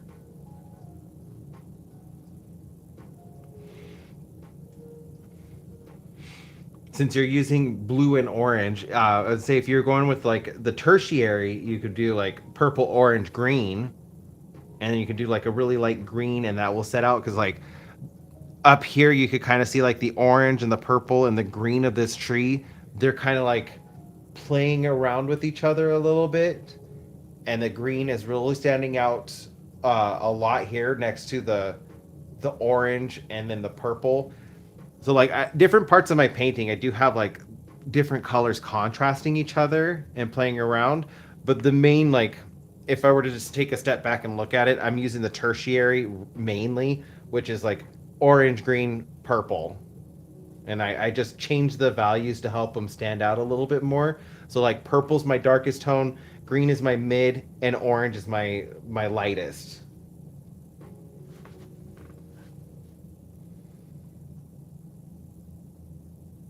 And if you don't get it to work at first, that's okay. It is always a learning process, figuring out like how you want them to stand out. And I'm not perfect at this either. I mess it up in my paintings all the time. Even ones I love a lot, like I can look at them and I'm like, oh, I should have done this, but whatever.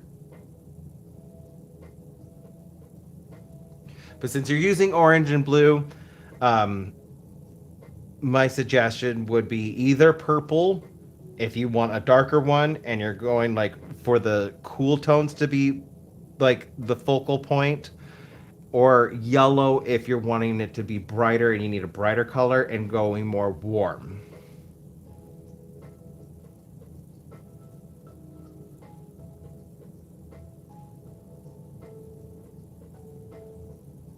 That is a funky looking leaf. You do not look like a leaf anymore, sir. You're looking a little bit caterpillary. You're looking more like a leaf.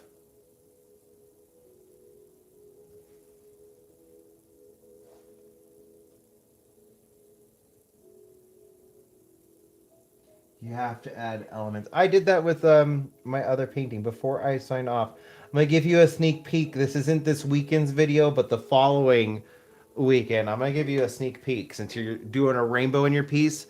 I love doing rainbows in my paintings as well, and I did a desert painting that's all rainbow. So I'm gonna grab that and show that off.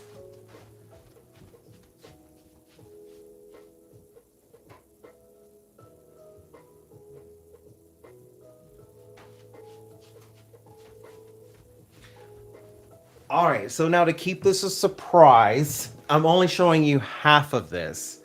So this is my newest sketchbook. I did the front and the cover, but I'm only going to show you, or the front and the back of the cover, but I'm only going to show you the front.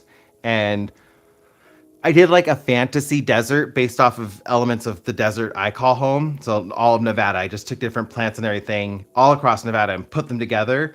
But I wanted it to be a rainbow.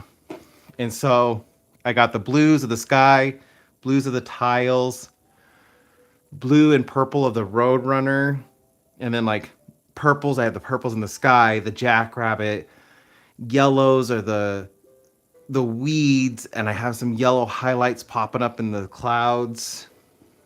Orange like with the rattlesnake, the clouds up in here. The red like in the barrel cactus, the flowers of the ocotillo, and then of course like the brick. So like the entire rainbow's here, but it's like just different elements of the colors. Yeah, I can't wait to show you guys the whole thing. You'll have to see the video for the entire thing. This is just half of it, but like I'm really happy with my sketchbook. I think it's not gonna be a sketchbook. It's gonna end up being an art book, but for the time being, like this is what I got done with it. So I'm all for that rainbow look. I love doing rainbow things. And if the colors are too muddy, like they were back here, this was looking a little muddy for a period of time. Do extra layers of that color over it, and it will help the colors separate a little bit more. So like down here, I had red, purple, and blue, and it was looking really muddy. So I just added touches of extra layers of the red over each other, and that helped create separation, and it kind of like took away the muddiness. So if you're doing something like that where you're having different elements of colors and they're looking muddy together, extra layers will help work. And if the colors aren't playing well together, mix them. So part of this brown that I created was me desaturating the orange from the sky with the blue from the sky, and it's helping the brown in this Joshua tree play a little bit nicer with the sky because it has both the blue and the orange in it. And I just created them, combined them to create a different color. That's another trick. Like if you're having issues with colors playing nicely together, combine them in different ways. Like less blue on the orange just to desaturate it a little bit, more blue to turn the orange into a gray. Like if you mix blue and orange together enough, you're going to get a gray, and you can use that as a shadowing. And it helps the colors feel represented in the piece and them all play nicely together.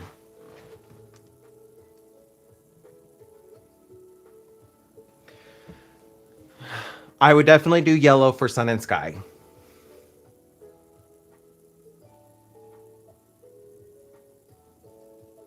Because the sky can feel very overpowering, and the yellow will help tone it down. And you can also put like yellow in out like highlights and clouds, kind of like almost like a what's it called, like a glow around the sun. You can do like a little wash.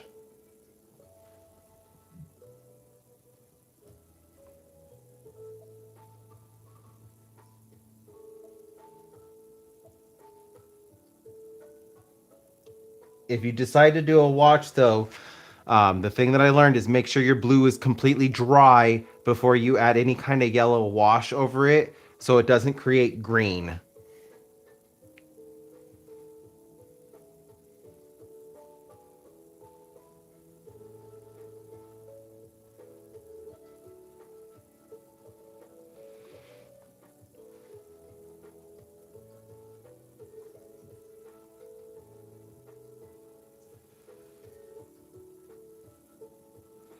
Yeah, I do the same thing. That's why I like getting into the zone when I do detail work, because otherwise, like, I just want to get it done. But if I'm in the zone, I'm really enjoying it. I love the process, and it slows me down so things don't get like. I it no longer feels overwhelming with all the detail work I need to do because I'm in this zone.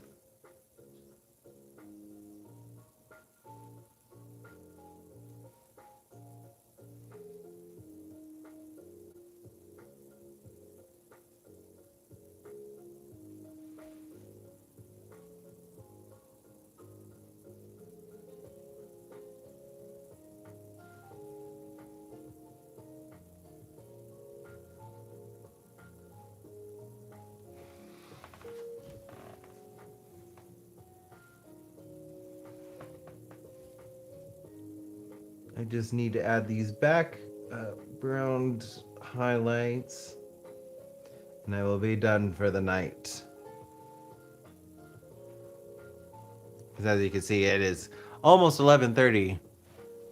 This is going to be my longest live yet. But I am determined to get this tree done. At least this round of colors.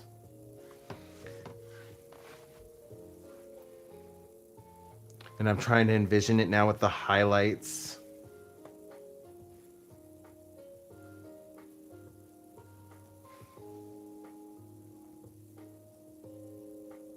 Yeah, because once I add in the highlights, I'm only going to add it in like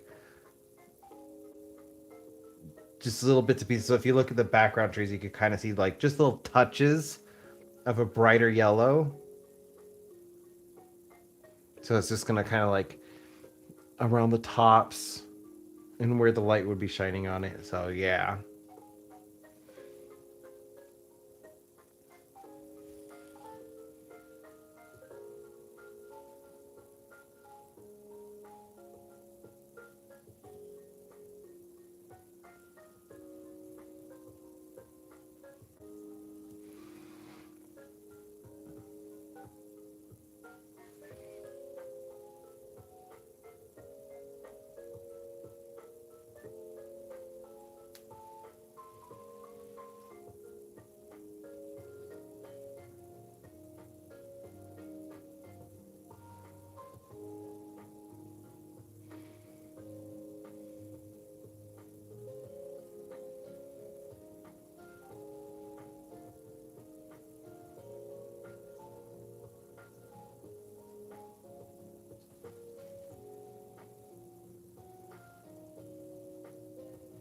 I'm doing the same thing. It's just part of our artistic process. We gotta keep like, I lean back and then I get closer and I tilt my head this way and then I get closer and tilt it the other way. Like it's just part of our artistic process.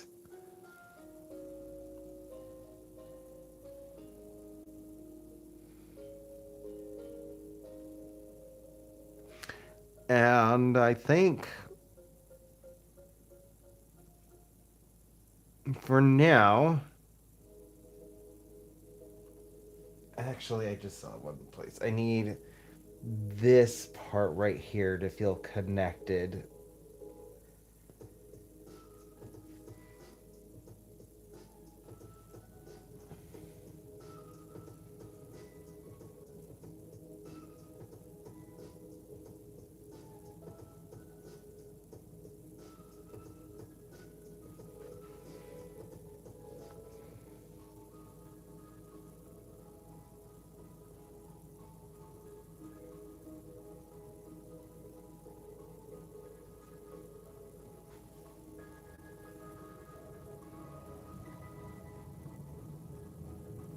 I appreciate you joining in, and I think that's gonna be about it for tonight.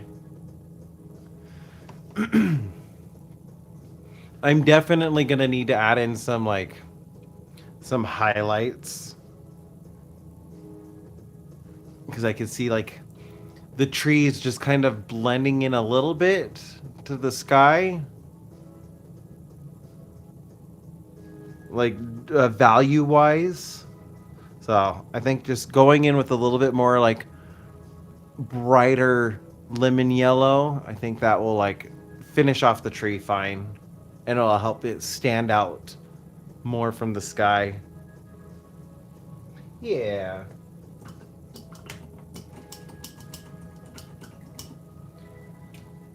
All right. Thank you so much for joining me tonight. I will definitely be putting up a list. If I'm going to do a live on Sunday, I'll know tomorrow, depending on how close I get with my editing. So I will like schedule the live. Otherwise, my next live will be on Wednesday. And I have been trying my best to at least give 24 hours notice before my live. But like for Sundays, it will probably be Saturday night. I make the announcement if I can. So yeah. Anyways, I hope that I could catch you in a future live. If not, no worries, no pressure. I'm going to keep doing these. I have 32 works in progress I want to keep finishing, so I'm going to be doing lives for a little while. And yeah, I hope you all have a wonderful night or morning or afternoon, wherever you may be. And remember to please be safe out there. It is a crazy world. Look after yourself. Make sure you're taking some time to show yourself some self-love. Be safe. Don't get lost. Don't get stolen. And I hope you all have a wonderful day. Bye, you beautiful people.